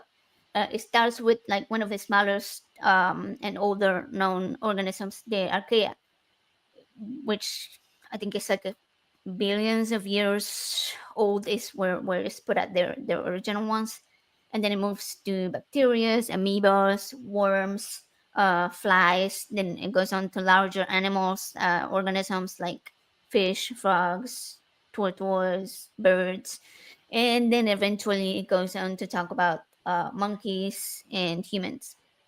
But what it does is that in each chapter it puts one of these organisms and it breaks down why and how each one of them had to develop through very small steps towards what we understand to be consciousness today. For example, in the archaea they use it um, to compare why we develop purpose. Like the purpose of it was to move toward the food, right? um, the bacteria developed targeting, which is another like trying to reach a target, right? Which is slightly more complex than just aimlessly moving towards a food source. And so all of these more complex mechanisms were developing different characteristics in order to reach the food more successfully. Um, Things like decision making, and like you say, amoebas who have some sort of memory in the way that um, if they moved towards an area that had less food, it could sort of remember that there was more food behind it, and so with the mechanisms that it had developed, it was able to move itself back toward the area that had more food. And so Yeah, it's a that's way of exactly right, and that was a yeah. huge leap, and absolutely this ability to kind of have this temporal memory was a huge leap in the development of consciousness. Yeah, and then so the book goes on to talk about I don't know, communication, how why these creatures develop communication, multitasking, perception. And I don't know, this is why like science really fascinates me. Like it's so easy to use the god of the gaps and be like, well, we're conscious and we don't know where it came from, and so it must have been given to us. But it is a much harder task to be able to connect all of these organisms to different features of consciousness that we know today. And because we all come from the same organisms of way back, right?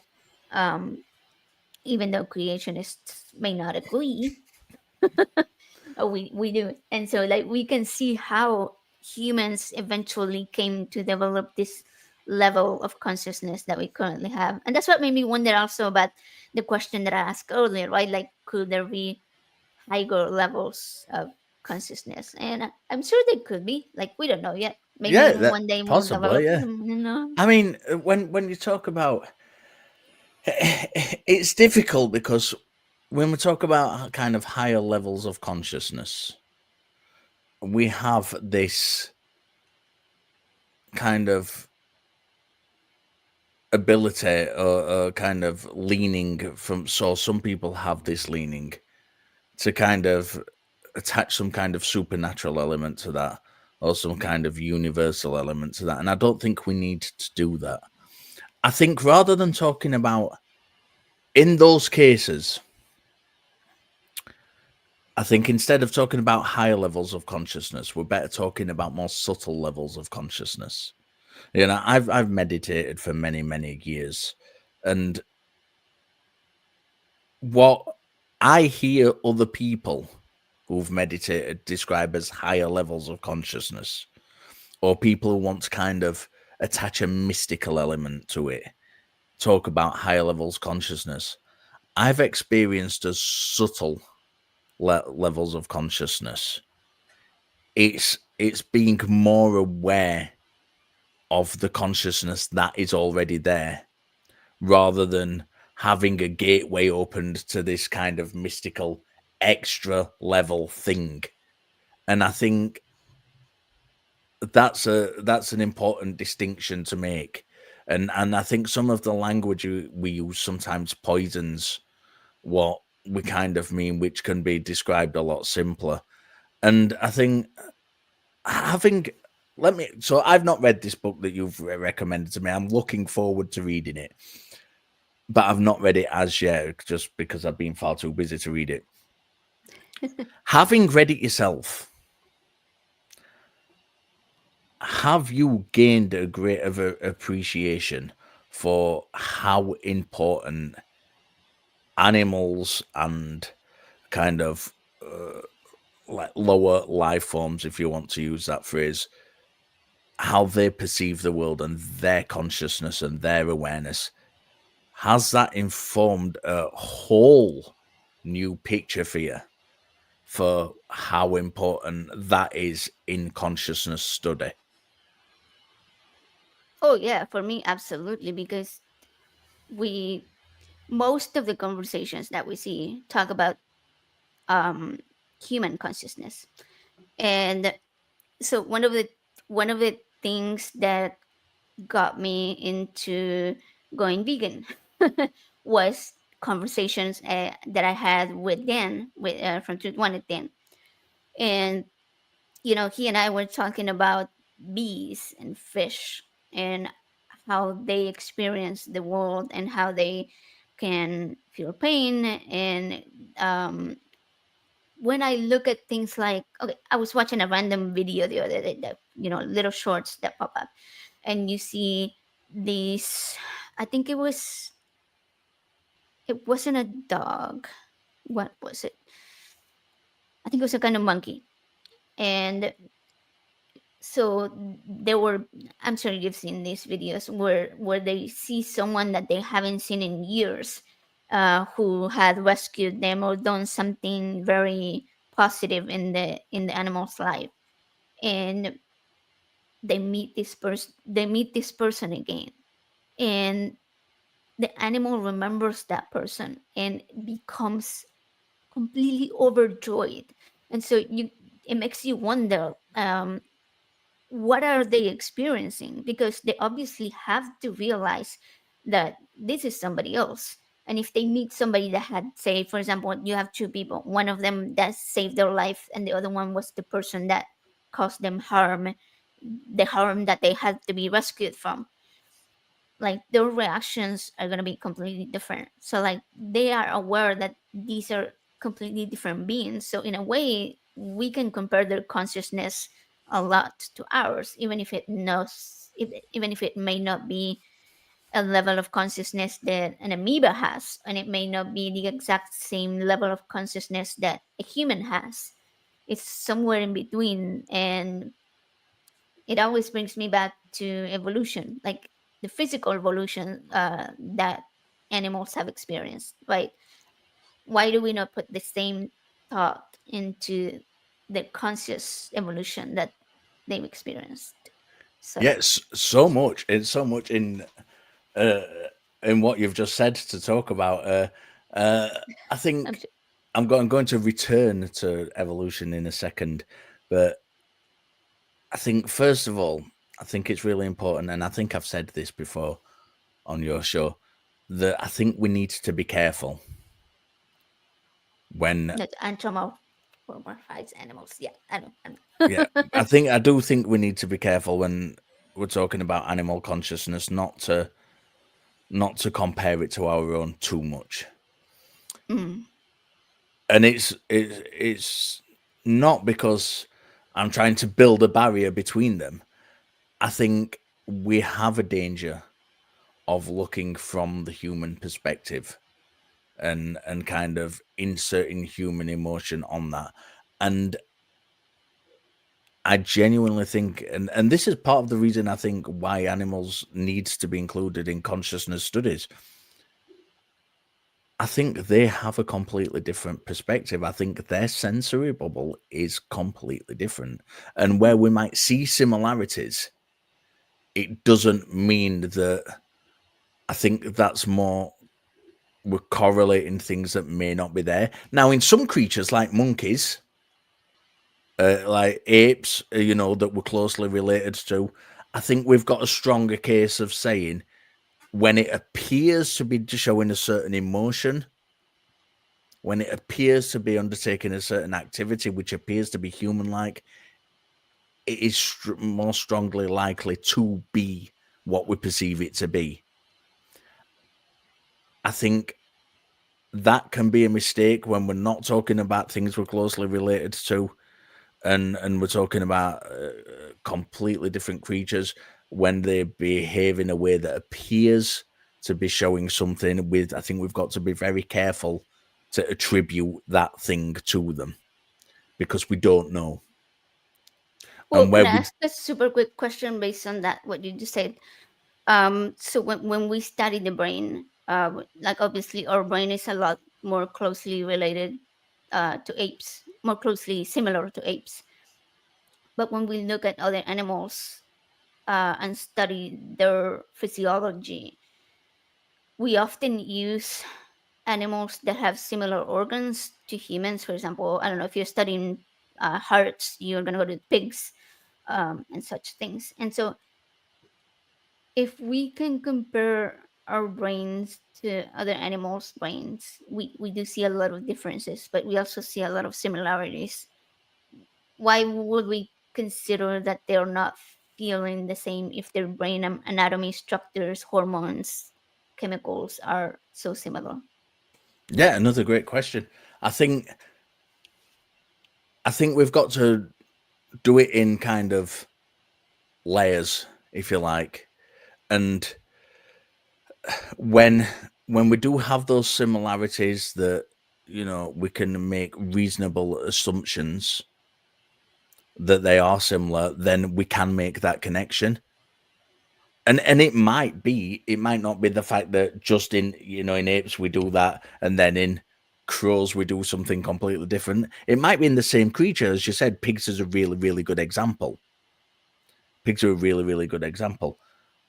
That a lot of the way pigs' behavior and the pigs' kind of makeup is very, very similar to ours. So in a lot of ways, we can use pigs as a good comparison to humans. Certainly, I don't think there's any doubt that pigs feel pain, that pigs feel emotion.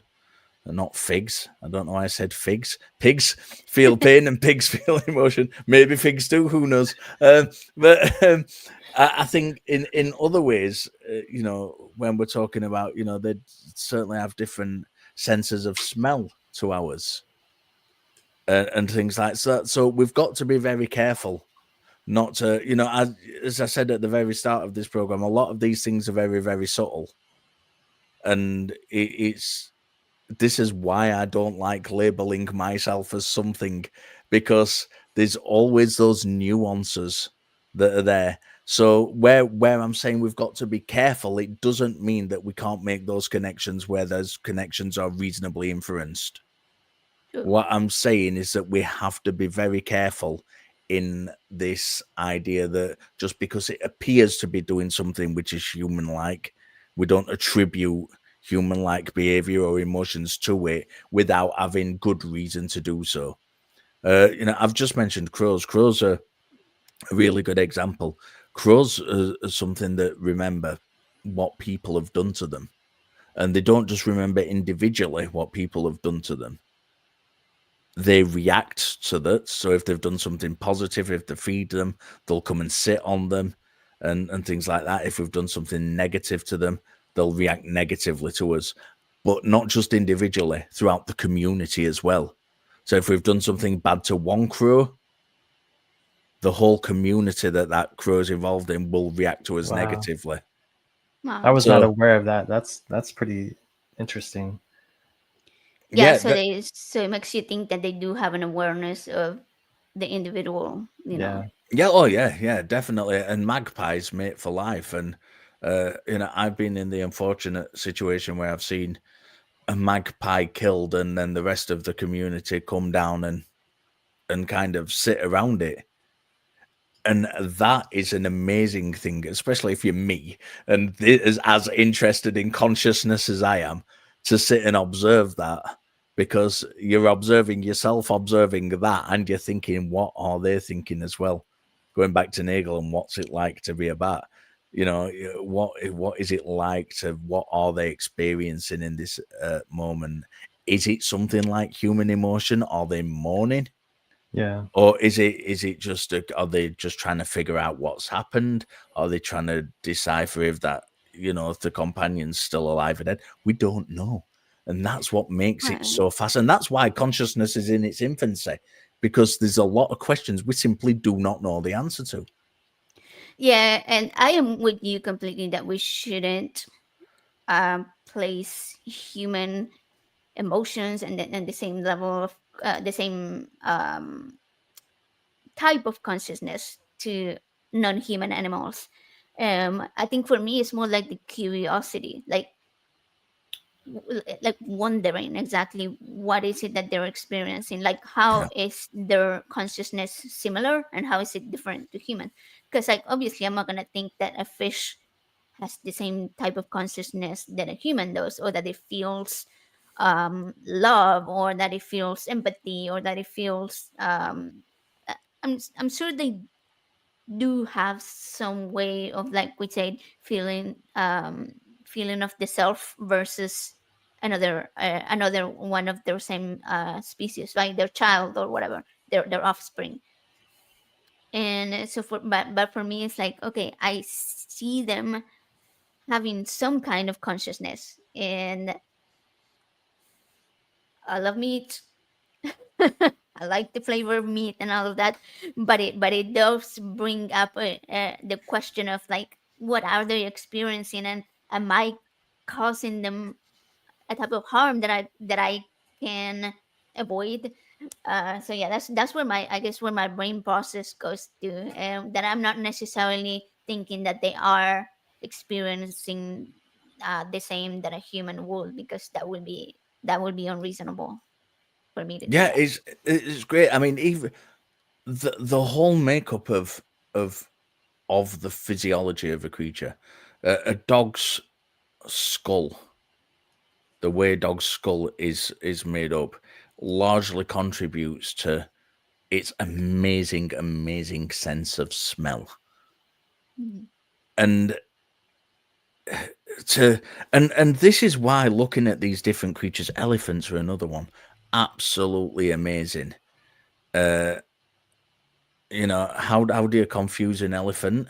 You put the scent of one of its pack, you take the scent of one of its packets, urine or whatever, and you go 2 miles down the road where you know it's going to be, and you put that scent there because they know it's from someone in their pack, and they can't work out why that smells where it is when that person in the herd, I should call it the proper terminology, shouldn't I? Not a pack. Someone in the herd who's in the herd and behind them, why their scent is 2 miles in front of them. This is an actual experiment that has been done. And it's really interesting how animals' physiological makeup contributes to their consciousness. And this, for me, I think this for me is the clincher that says that consciousness is most definitely a byproduct of the physical. Yes. It's not, some people will argue that it's a universal property which is filtered through the physical.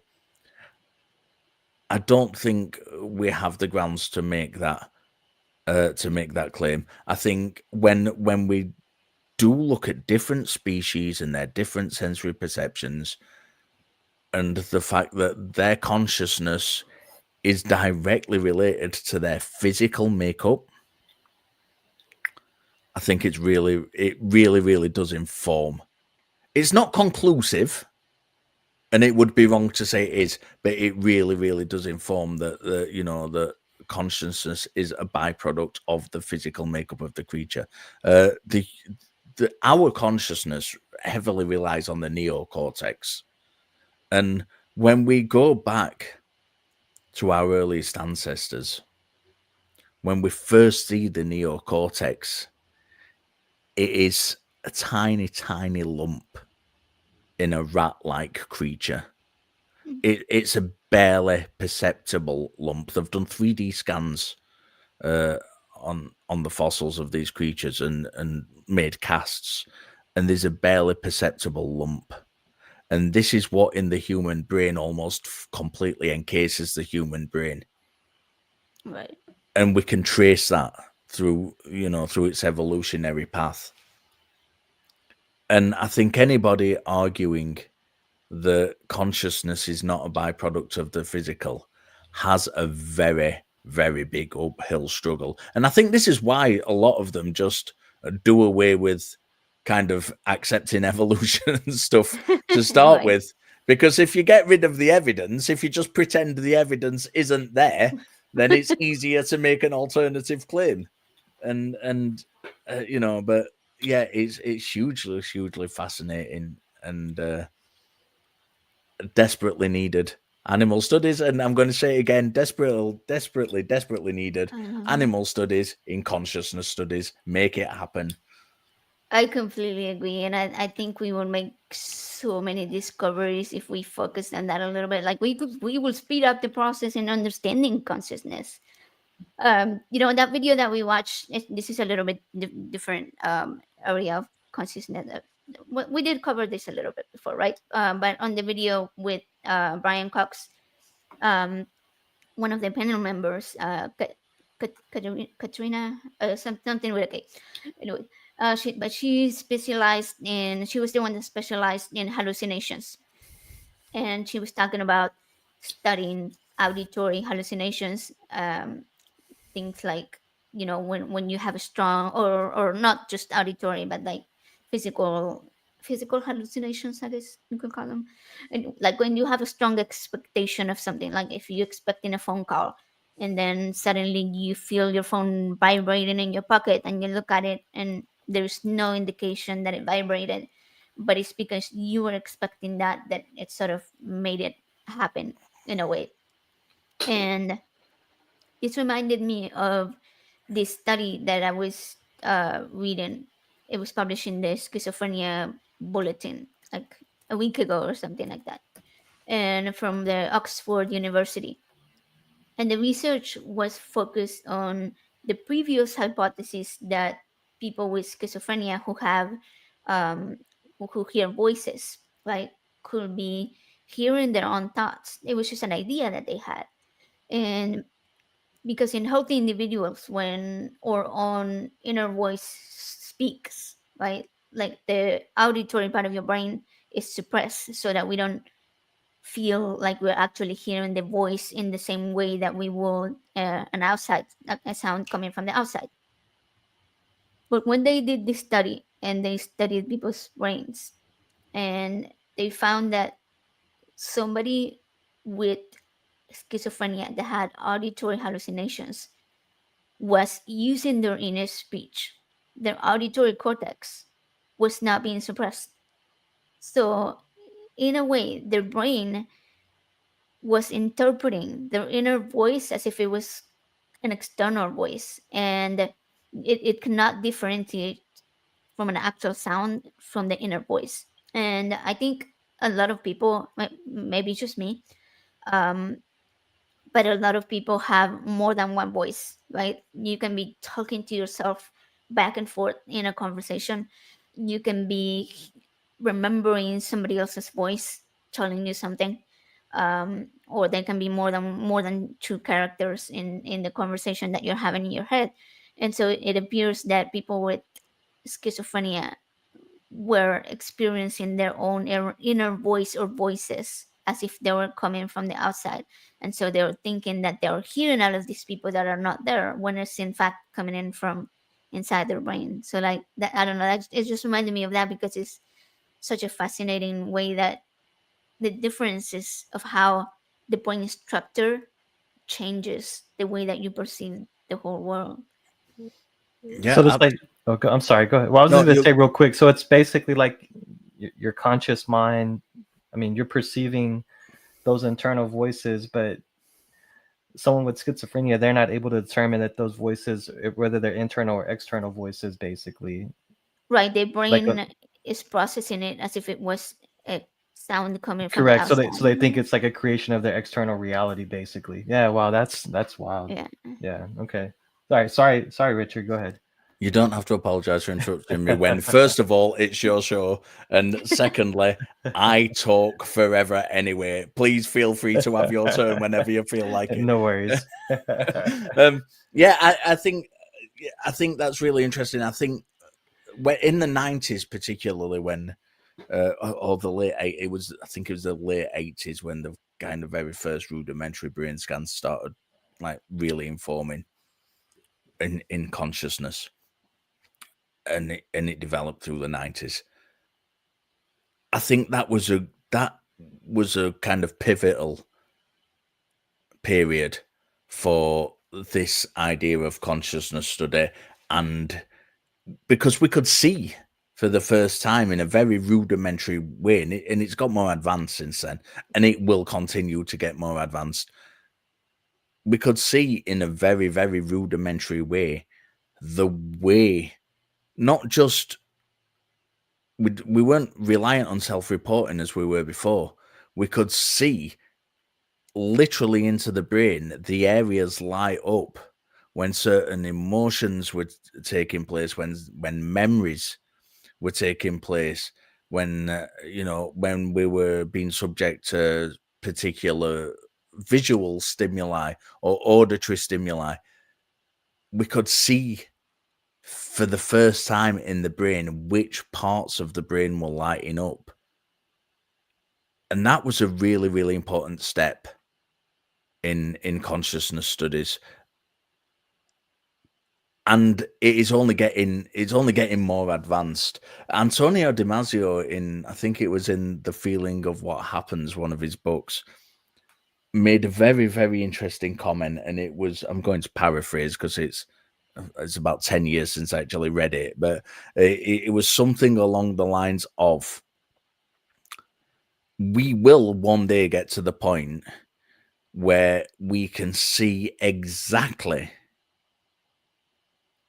where in the brain certain things come from. So certain memories, particular memories, we will be able to literally see pictures of these taking place in the brain, but we will never be able to experience what that person's feeling when these memories are taking place. And that's I love that quote. Bear in mind, Antonio Damasio is not a believer in the hard problem of consciousness as well. So that's a very, very interesting quote, because on the surface it sounds like a hard problem of consciousness quote, and it's not. And I think that is something that is good, really, when we do get to that stage, and we're not at that stage yet. It is really, really going to. I genuinely believe we're going to get to the stage where we can create visual images of what people are thinking. I genuinely do I think at think, some yeah. point we're going to get to that point, and that is going to really open a whole new door in consciousness studies.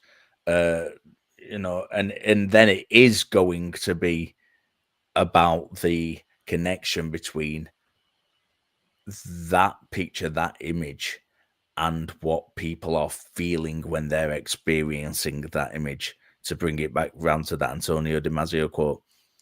And that is where the pivotal part of consciousness studies is going to be in the future. Not that people feel a certain way, not that people are experiencing a certain thing, but how they are feeling when they are experiencing that.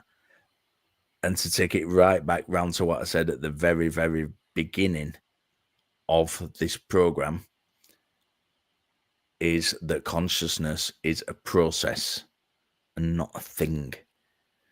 And watching that process unfold is the most, for me, the most interesting part of consciousness studies, and in it is about, this kind of idea that the brain is the car and this the consciousness is the locomotion, the movement.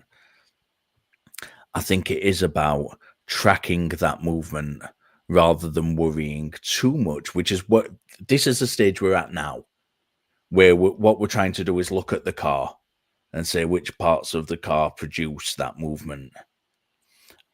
I think in the future, it's going to be much more about let's track that movement, and we're not going to be too bothered about the car itself because we already know the car's involved. What's important is the trajectory of the car based on the movement. Yeah, but see, that's where perspective comes in and makes things a little trickier, because you can have two people with the same memory looking at the same um thing in the, let's say you and I, Richard, are standing in front of secular reality, and one of us is a believer, right? Let's say that I believe in God and you don't, and we're both looking at him and he's talking about kindness. What we are going to remember is going to be completely different because of our brain wiring. um, and so it will be so hard to remake this image of this same person that for me it may look like Jesus, and for you it may look like just a random guy that forgot to shave, you know. Yeah, and that's Yeah, so exactly what I was saying earlier when I was talking about the person entering the room and seeing the ghost, that they are actually seeing that thing. And this is what makes it so difficult. It's not that they aren't seeing anything there because of the priming that's gone off, because of the way the brain operates, because we're in a strange environment, we've not got much sensory information. They are actually seeing that thing.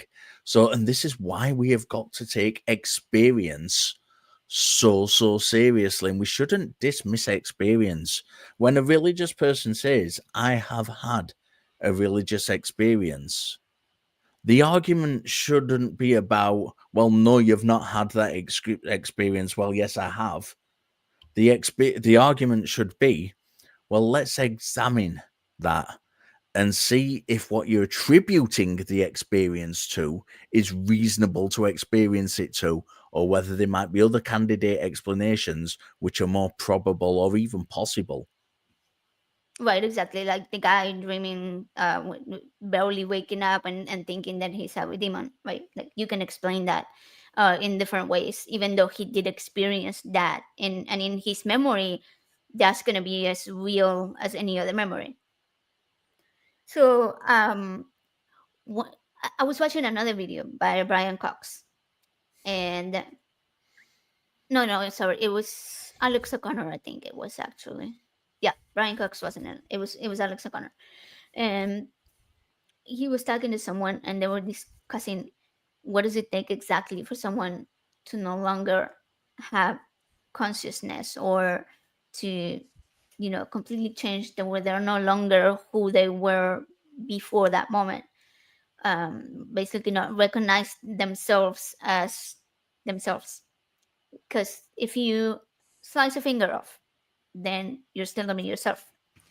If you lose both of your legs, you're still gonna be yourself. There may be changes in the way that you're experiencing the world because you're now gonna be using a wheelchair, right? So in a sense, you will be different, but at the core, you still recognize yourself as the person that you were.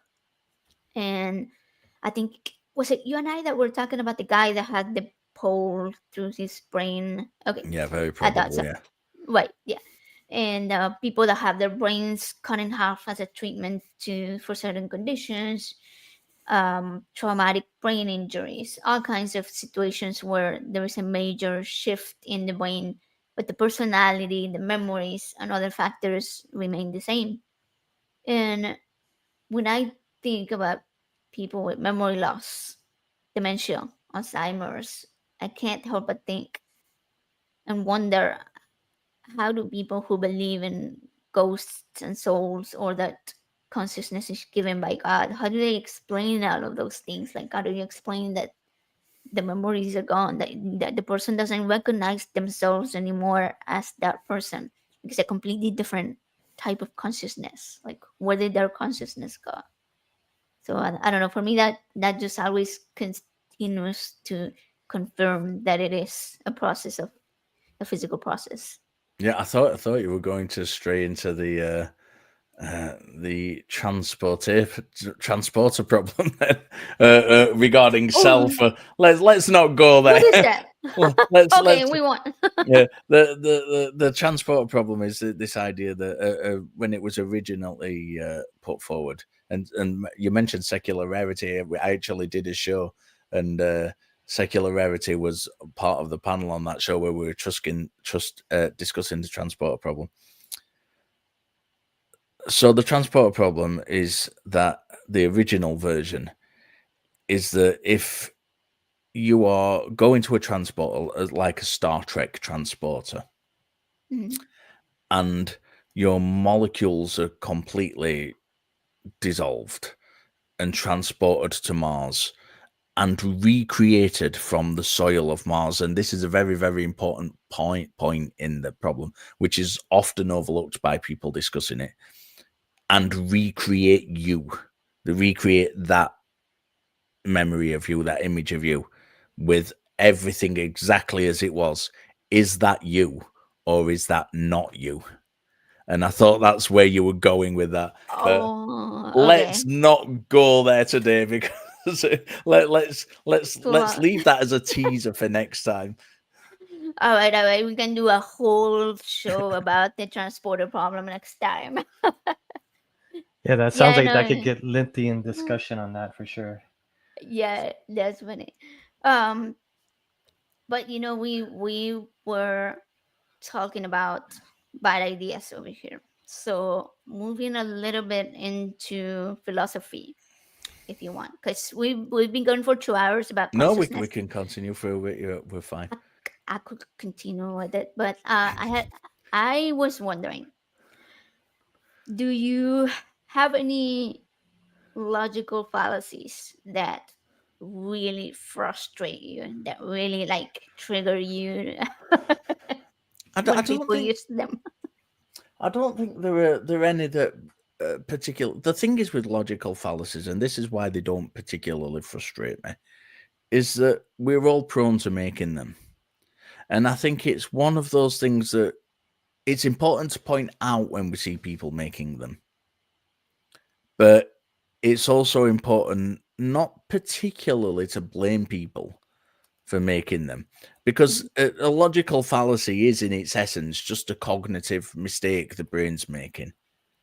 So I don't think, when I see people making them, I don't necessarily get frustrated by the fact they're making them. Where I do get frustrated is where I point them out, and I point logical fallacies out to atheists probably more than I do theists, by the way. Uh, but this is why I'm not a great atheist personality, because I will argue with atheists. So a lot of people, potential supporters, don't like me because I will argue with them, because I don't give a shit. If you're wrong, you're wrong. I'm not bothered if you're on my side of the fence on a particular question or not. What frustrates me about people making logical fallacies is when you point them out trying to be helpful, because when I have these conversations, the reason I have these conversations is to try and give people a better scaffold and a better framework by which to assess things from. I'm not doing it maliciously. So when I point out that someone might be using a logical fallacy, and then they say, "No, I'm not," or even worse, "No, I'm not," and if you think I am, well, you're using one as well.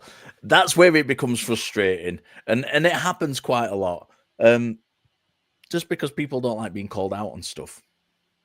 So people using logical fallacies in and of themselves is not something that frustrates me. I recognize them for what they are. Uh, I think learning logical fallacies and going back to the t-shirt thing I was on about earlier and practicing them on yourself, and by that I mean observing yourself and recognizing when you're making them, it's a really, really, really good practice. If somebody tells me that if I see people pointing out logical fallacies other people are making and they tell me they never make them themselves, that immediately raises red flags to me, because we all make them. It's whether we're aware that we're making them and we can correct that's important. Just because the brain makes cognitive mistakes, that's what it does.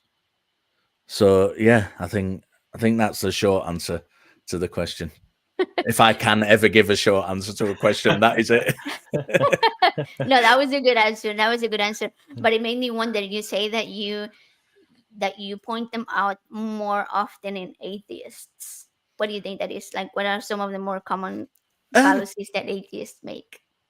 Because I I don't think often make them, but like I until I came into this community and started learning, I didn't realize that I was. I don't think there's any particular fallacy that atheists make more than theists as such. Mm. I tend to just notice them more in atheists, I think, because I'm concentrating on other things more with theists. I'm concentrating much more with on a kind of epistemological kind of grounding with the theist. So I'm not particular. I expect them to make logical fallacies. So I think I notice them more Yeah. in atheists when I see an atheist make them. So it's not necessarily that I don't think they necessarily make them more. I think I just notice them more, so I end up picking atheists up on them more than I do theists. That's true. That's a good point. Yeah, I think I agree with that. Is there? Well, let me ask you. On your book, when you say that first chapter is about philosophy, what do you cover on it? Like, is there a specific area of philosophy that most interests you, or what do you want to take the philosophy uh, conversation today? uh, I think, look, the thing is with philosophy, I love philosophy, but I get frustrated, and I do mention this in the book. Phil Bros really, really fuck me off. This is I've started using the term Philbro because everybody uses it. I used to call them YouTube philosophers, and Okay. it's this kind of person who watches a YouTube video on philosophy and suddenly thinks they're an expert. I don't like when I'm having a conversation with someone. I don't like using technical terms, because most often when I'm having a conversation with someone, it's on a platform like this where we've got viewers who don't understand all the technical terms. And I don't think there's any need to use the technical terms. Sometimes specific terms will be used, like when the standout one that comes up most often is necessary being and contingency, and that's specific to a certain thing. And I think it's important to know what that means, but we don't have to sit there and use it all the time. Once we understand a contingent thing is just something that had a previous cause. I'm contingent because I'm contingent on my parents. A necessary being, it doesn't have to be a being, a conscious thing. It is just a thing. A necessary being is just something that has to exist necessarily, and that's it. It's and I think once we've dispensed with that, we can continue with the conversation once we understand what we're talking about. I think the problem is with Philbros is that they like to introduce all these technical terms and have the full conversation using these technical terms. And it's not necessary. If you know what you're talking about, you don't have to do that. It might be necessarily as I've just done, on occasion to to explain what a particular term means and clarify it for people who might not understand. But we don't have to carry out the whole conversation like that. And another thing that Phil Bros do on both sides of the fence, which really annoys me, is I'm interested in philosophy for one reason and one reason only, because I like exploring subjects. I like exploring questions. And I hear so much somebody saying this is this or this is this, as though it's final and decided in philosophy. And in the vast majority of cases, it's not. These things aren't decided. These things No. are still being talked about. And you shouldn't, without gatekeeping, because I'm not a gatekeeper. I'm not the be all and end all of philosophy. So I'm not trying to gatekeep here, and other people have different styles. But I don't think you should be speaking in terms of absolutes, especially when it comes to philosophy, because there are questions that need answers. One of the things that is, in my mind, undecided, which we get an absolute again from both sides of the argument, is this idea of necessary versus contingent when it comes to the universe. Is the universe necessary or is it contingent? I have no fucking clue. I don't know. And I don't think, I'm not an expert in it. I've no academic background in it, but I do enjoy cosmology. I do enjoy physics as a hobby, as a pastime, reading about it. And from reading what the experts are saying, I don't think the experts know either. So when you get a Phil bro, when you get somebody who's watched a couple of YouTube philosophy videos coming up and saying the universe is definitively contingent or the universe is definitively necessary, Mm. that just makes me want to wring their neck, because that is not the case. It's we don't know the answer to that. And it's very, very important to acknowledge that we don't know the answer to that. We can still have the conversation. We can still talk about it, and we can still have a real, one of the best sets of conversations, and I say sets because it went on over a number of weeks on TikTok, was with a theist, a God believing Christian who had a degree in philosophy. And we had conversations over a number of weeks, and I don't think either of us, unless it was necessary to do so, mentioned a single technical philosophical term. And we Right. managed to hold a brilliant conversation exploring a number of subjects and fully understanding what each other meant. And we weren't shouting at each other, we weren't arguing with each other. Not a single one of us said, "This is this." We were just exploring the subject from two different paradigms, two different worldviews, and we managed to have great, great conversations. And that for me is what philosophy is about. It is not about, I get so frustrated when I'm hosting or watching a call-in show and you get a Phil bro come on and they're telling you that this is this, the grounding substrate of being in your worldview is this. That's an automatic fuck off for me. Because first of all, it tells me that they don't really know what they're talking about, because if they did, they wouldn't be throwing all these technical terms out there out the bat. And secondly, they're not interested in an honest conversation, because if they were, they would be exploring the subject, not telling me the conclusion before we've even started. Well, yeah, that's not a conversation. That's just like they're just giving you a statement and pretending that it is truth. Um, I think that's what I like about philosophy. Um, and I don't think we will ever get rid of philosophy. Like it will never not be necessary, because even though we have science and a lot of scientific methods to come to very good answers about questions that we have, I think philosophy is where we're getting the best questions from, right? Like where people are actually thinking and wondering and having that curiosity. And speaking of curiosity, are there any? I was watching. I think it was Neil deGrasse Tyson talking about this. Like he was like, "Well, this question keeps me up at night. Do you have any philosophical questions that keep you up at night about consciousness or whatever, or otherwise?"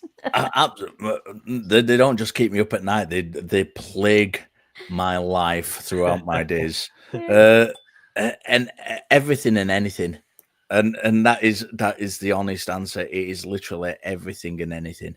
I sit and people think I make this up. As I say to people, look, when I don't switch off from doing this, I don't switch off from looking at philosophy or looking at religion or looking at psychology.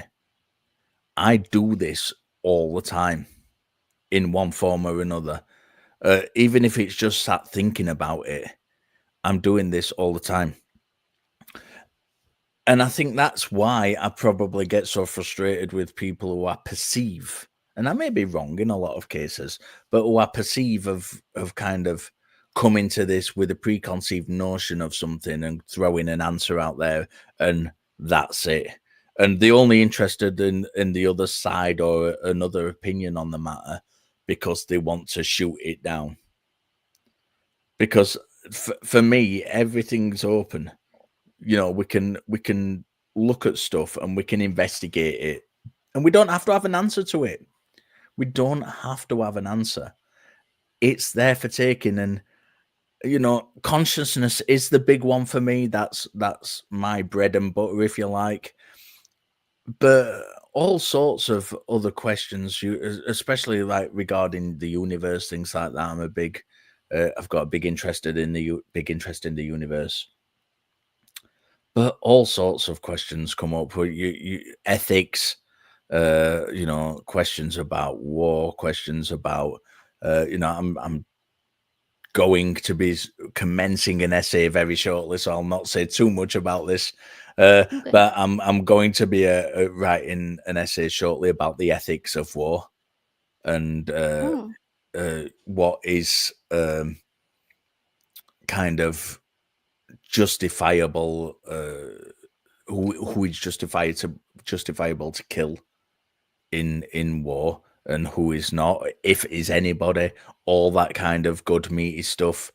So like anything and everything, I think is open to questioning in philosophy. I think where we need to stop the philosophy is where we have a good scientific basis. Scientific empiricism is without a doubt the best method we have for ascertaining what is likely true. It is the best method we have for advancing us technologically. And I think, although I don't agree with Sam Harris that it answers the question of morality, and I possibly don't agree with Sam Harris that it can answer the question of morality in the future, it certainly gives us a good grounding on that.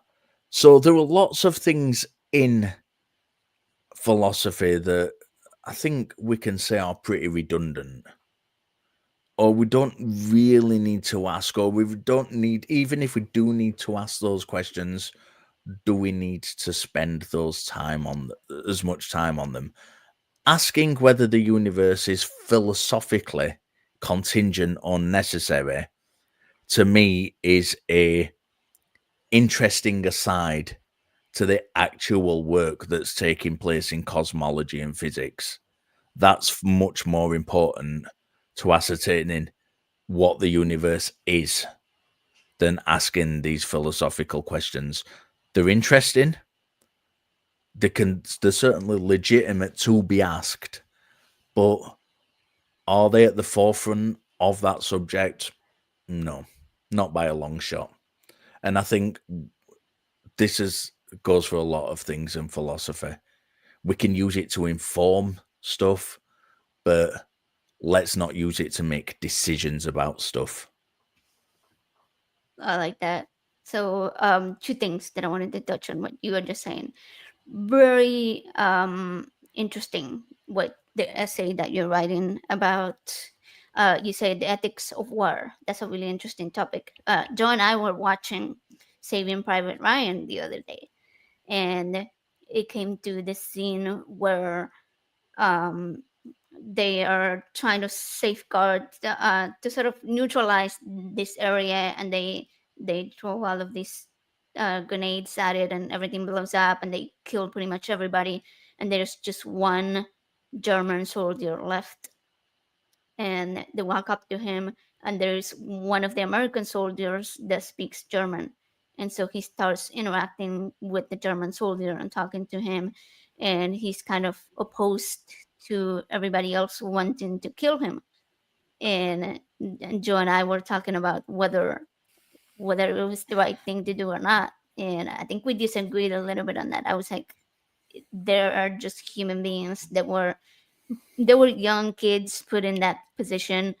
I don't think that they should have killed him. And Joe was like, "Well, but they're the enemy, and you gotta kill them." So like, it just made me think of that, like the ethics and the discussions, like sort of philosophical questions that we can ask ourselves about who is it right to kill in war, and exactly in what situation. Like, because that was a very different situation than if you are running into a whole group of people shooting at you. Okay, yeah, you can defend yourself, but this guy was just on his own by himself. He'd been neutralized. He had no more weapons. So it's like, okay, what do you do in that situation? But anyway. I've got to be very careful on this because, as I say, I am about to commence an essay on it, and Yeah. you know, I'm not really supposed to talk about stuff for fear of you know, Giving it your way, collaboration and all yeah. that. Oh no, Yeah. you're So I'm going to be very, very careful. What I will do is I will, which I think I'm safe in doing, is say, let's think back to instances in the Bible where we're talking to Christians, and it's not necessarily the Bible itself that says this. It's more Christians who say this, who are defending it. And they're talking about, for example, the slaughter of the Amalekites, people like that, where they wiped them off the face of the earth, including children. And they say that is justifiable because if we don't do that, those children will grow up and take revenge on us. Now, we're talking about a very, very similar situation to what you and Joe was discussing. right. This Yeah, that idea was that one of the fears. Yeah, one of the the, fears. It was that he was gonna go back to his people and get more weapons, and yeah. Ended up killing more. Yeah. what I would ask on that in immediately is this a slippery slope argument where you know, where we're kind of projecting too much into what might happen, or is it a legitimate concern? And I think there's some sort of line in there that we can think about. Yeah, you just have to think about the questions that come along with that. Yeah, And that's all good. I'm going to say on that subject. I Yeah, don't yeah, want to yeah. get No, you're good. myself into trouble. Yeah, I don't want to get you into any more So we're trouble. So, giving you to something to think about without getting myself kind of perfect. a slap on the wrist. No, that was perfect. Then I won't ask Joe to ask you questions because he loves the topic of war. So I we'll know. keep that for after the essay is out. Then we'll talk about it. And so the other thing that I was gonna mention is that, yeah, I completely agree that, so that not everybody likes Sam Harris very much, especially lately with some comments that have come out. But the moral landscape book is pretty brilliant, and it's a pretty good sort of guiding tool that we can use for determining morality, and so on and so forth. Like, I will still, that's one hill I will die on, that it is a good book. It's I'll be honest with you, I've not read it all the way through. I've read little parts of it. I think so. Let's get the personal insults out of the way first before we talk about the work. I think Sam Harris is a very arrogant, very elitist snob. So let's get that out of the way first. Uh, Right. because there's nothing better than a good poison of the well before you talk about something. I've not read The Moral Landscape all the way through. I've used it in essays and things in the past that I've written, so I've kind of flicked through and had a broad reading of it and taken what I need to take from it to make particular philosophical points. Uh, my degree's in 3 parts. It's in religious studies, philosophy, and ethics. So, although I very, very rarely talk about ethics on streams and stuff, it is something that you know is something I've studied academically, and is very important. I think the gist of what Sam Harris's point is in that book, other than the aforementioned thing that we can scientifically come up with a solution to the ethical problem, which I'm not entirely convinced of. It's a good point. It's a good gist that morality has these peaks and troughs and things. The good points. It's a good guiding principle, I think I would say. So without kind of getting deeper into the book, I've tried listening to the audio book as well, by the way, read by Sam Harris, and his voice is so dull and uninteresting that it's one of very few audio books I've had to turn off before finishing. Oh uh, wow. Okay. so I know I'm coming down pretty heavy on the guy, and that's I genuinely do think the general gist of the book, from as I understand it, not having read it Yeah. fully and not having understood it fully, more than likely. I think this idea that there are peaks of troughs in morality, which is the general gist of it, it's right, and there isn't this case of just this level landscape of morality, of objectivity, where we can just say this is definitive. I don't think we can ever do that,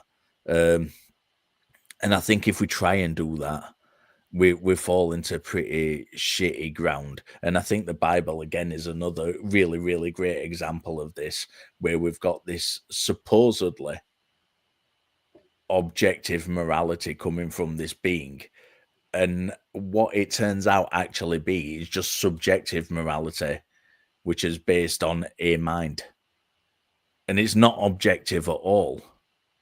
It's the same kind of objective as if I'm giving my children a set of instructions and they're saying, well, this is universal. From their perspective, they're looking at these instructions and saying, these instructions are universal, they are objective, when in actual fact, they're not. They're subjective because they're coming from a mind. And I think that's exactly what's happening in Christianity and in Yeah. Islam and in these traditions that have, objective morality, but it's based on a mind. There's nothing objective about it at all. It's entirely subjective. And I think when we understand that, then these guiding principles that Harris talks about in his book become good guiding principles. I think we can just throw away a lot of the other shit he talks about.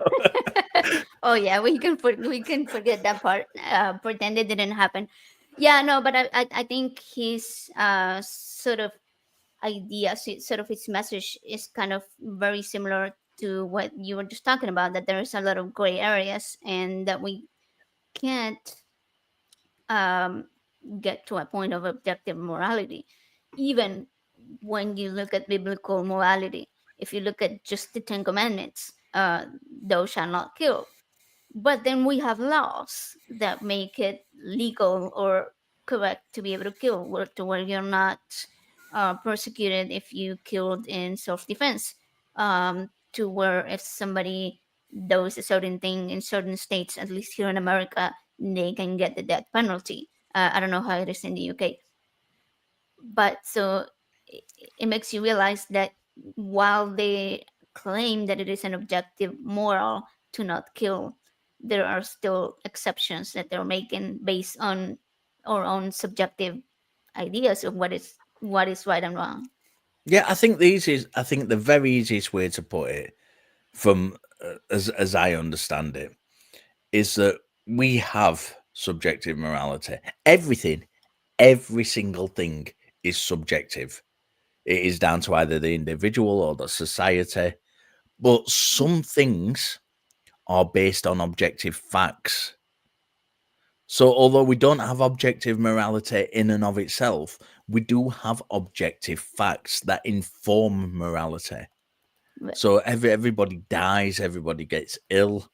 Um, I don't want to sound like I'm reading out the kind of the four principles of Buddhism here, the four noble truths in Buddhism, because that's kind of the first two of those. That everybody dies, everybody gets ill.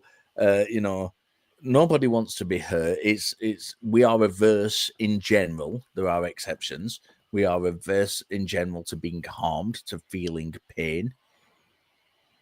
And I think when we take those objective facts into account, these do inform subjective morality. And indeed, they can make some subjective moral decisions or opinions seem objective. yeah, You know, for example, killing people. And this is why we universally see kind of laws against killing people. It's not good, as Sam Harris says, for the moral landscape of the society, for the community. So this is why we don't. This is why we universally see it as being a bad thing. It's not that it's objectively bad; it's that there are objective facts that inform it. yeah, that completely makes sense. Yeah, for sure, and I agree with that. Um, Joe, you have any comments, questions, inquiries for Richard on any of No, the topics we talked today? I've just really enjoyed like the insight on everything we discussed. I mean, it's been just great conversation. I don't What really have about any you, Richard? questions. Okay, good. What Yeah. about you, Richard? Was there anything else that you wanted to bring up or discuss or talk about before we let you go? Because I know I'm sure it's very we're Yeah, past too bad it's time like now by now. 1:45 in the AM here now. Yeah. Look, I always enjoy coming on here and talking to you two, and you know, this conversation has just shown exactly why I enjoy coming on, because we get into these conversations where somebody says something which leads down a completely new rabbit hole and kind of gets Uh, us onto a new subject, and I love that. I love that, and yeah, and I think the very important subjects to talk about as well, you know, ethics and philosophy are really, really important. Uh, Knowing consciousness, understanding consciousness is for me, probably, for me personally, the most interesting kind of facet of anything. And I've been, as I said earlier, I've been meditating for over 20 years and exploring that within myself as well as outside of myself academically. And I think it's something that we really, really need to expand. When we're talking about consciousness to the animal kingdom, we need to include those animal experts in that conversation, and broadly having conversations, friendly conversations. We can have these conversations. We could sit here with two or three theists and have this same great dynamic and these same conversations and these same explorations. And I want more of that. I want less of the combative stuff where we're arguing about stuff, and I want us to look at these same guiding principles and explore subjects as they are. And I think that is what we need to move forward. And to get that, we need education. And yeah, education is vitally, vitally, vitally important, because we can't have these good conversations unless we can get the bullshit out of the way first. Yeah. When people are anti-vax, anti-evolution, anti-globe. We can't have conversations where when those people are involved in them, because the focus shifts from what it needs to be on, which is an exploration of the subject, to clashing paradigms. And that's not good for any conversation. So we need better education. Yeah, completely agree. You know, I'm gonna have to make it my mission to find a animal biologist that has some kind of knowledge about consciousness to come on the show, and I'll bring you back with them, and we can all pick at their brain. Yeah, absolutely. There's a book. I don't think I actually have the physical copy of the book. It's called An Immense World. I think they call the author Ed Yong. I'm not entirely sure. I tried contacting him to interview him for my book, Yeah, and I couldn't get look in it up. touch with him. Uh, but that book, An Immense World, is a fantastic book. It really, really does go into into this idea of the umwelt, of this animal bubble, this species specific bubble of perceiving the world in which we live. It's brilliant. It really, really is. I highly recommend anybody read that to get a starter pack, if you like, into this world of animal consciousness. Yeah. Okay, yeah, I looked it up, and it is by Ed Young. Yeah, you're correct about that. What is the So, name of the book though? Was it in an in an, immense world, right? That was the name of An it. Immense World, I Oh, believe. okay, okay, like big gotcha. world. Yeah.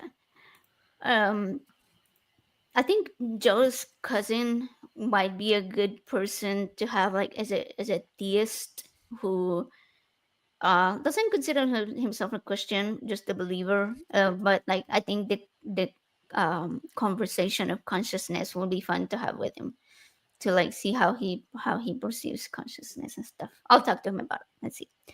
Yeah, Um, if anybody wants to watch actually a conversation, because I always have like these arguing conversations with theists.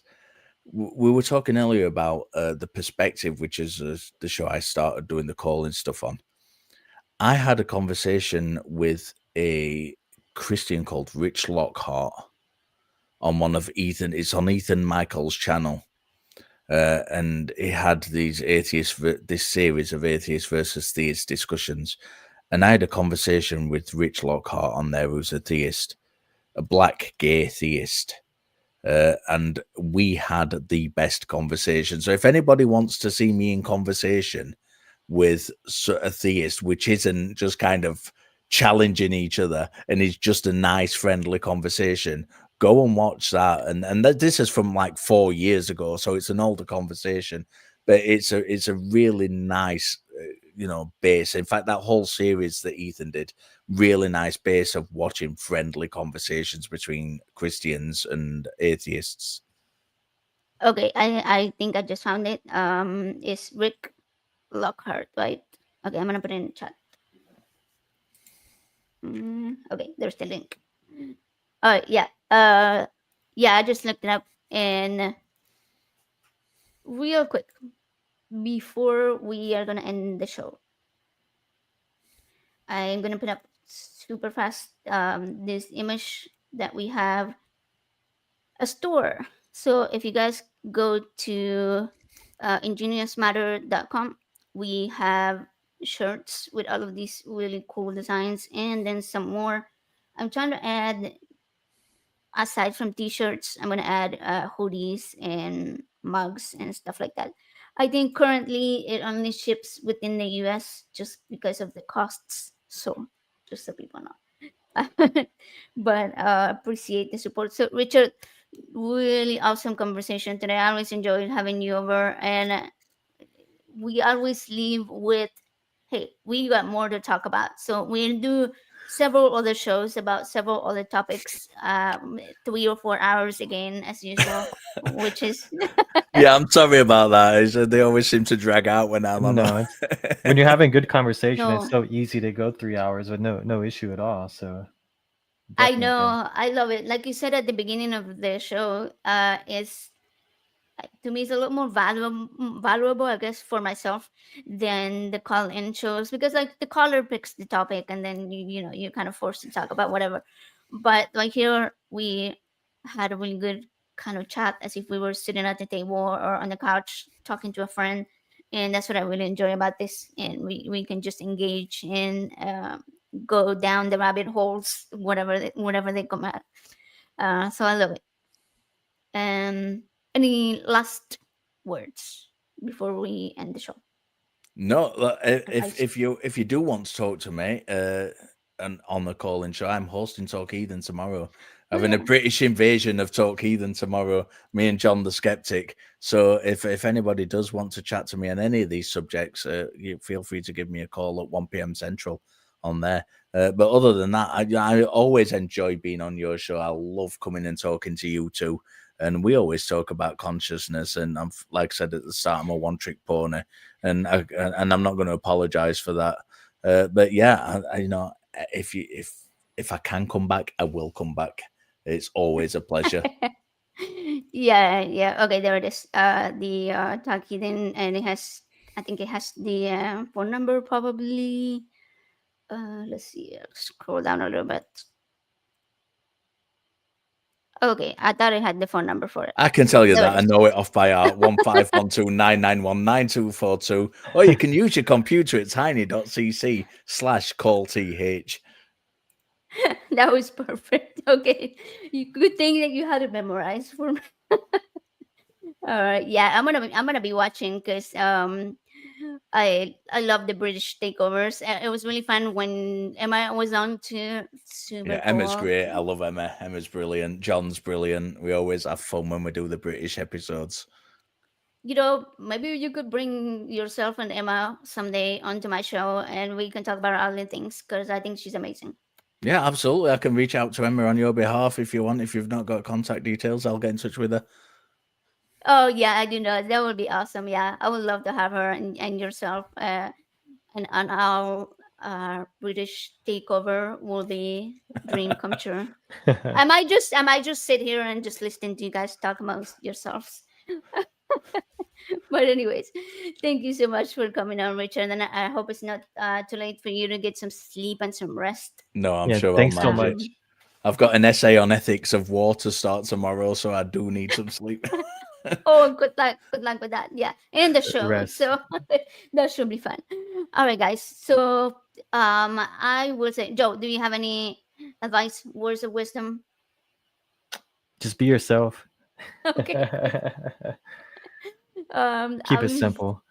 Yeah, keep it pretty simple. I'll say that um in this conversation of consciousness, we always come to the same conclusion, right? Like we don't have all the answers, and maybe in this lifetime we are not even gonna have these answers um to any of the questions that we have regarding consciousness or otherwise.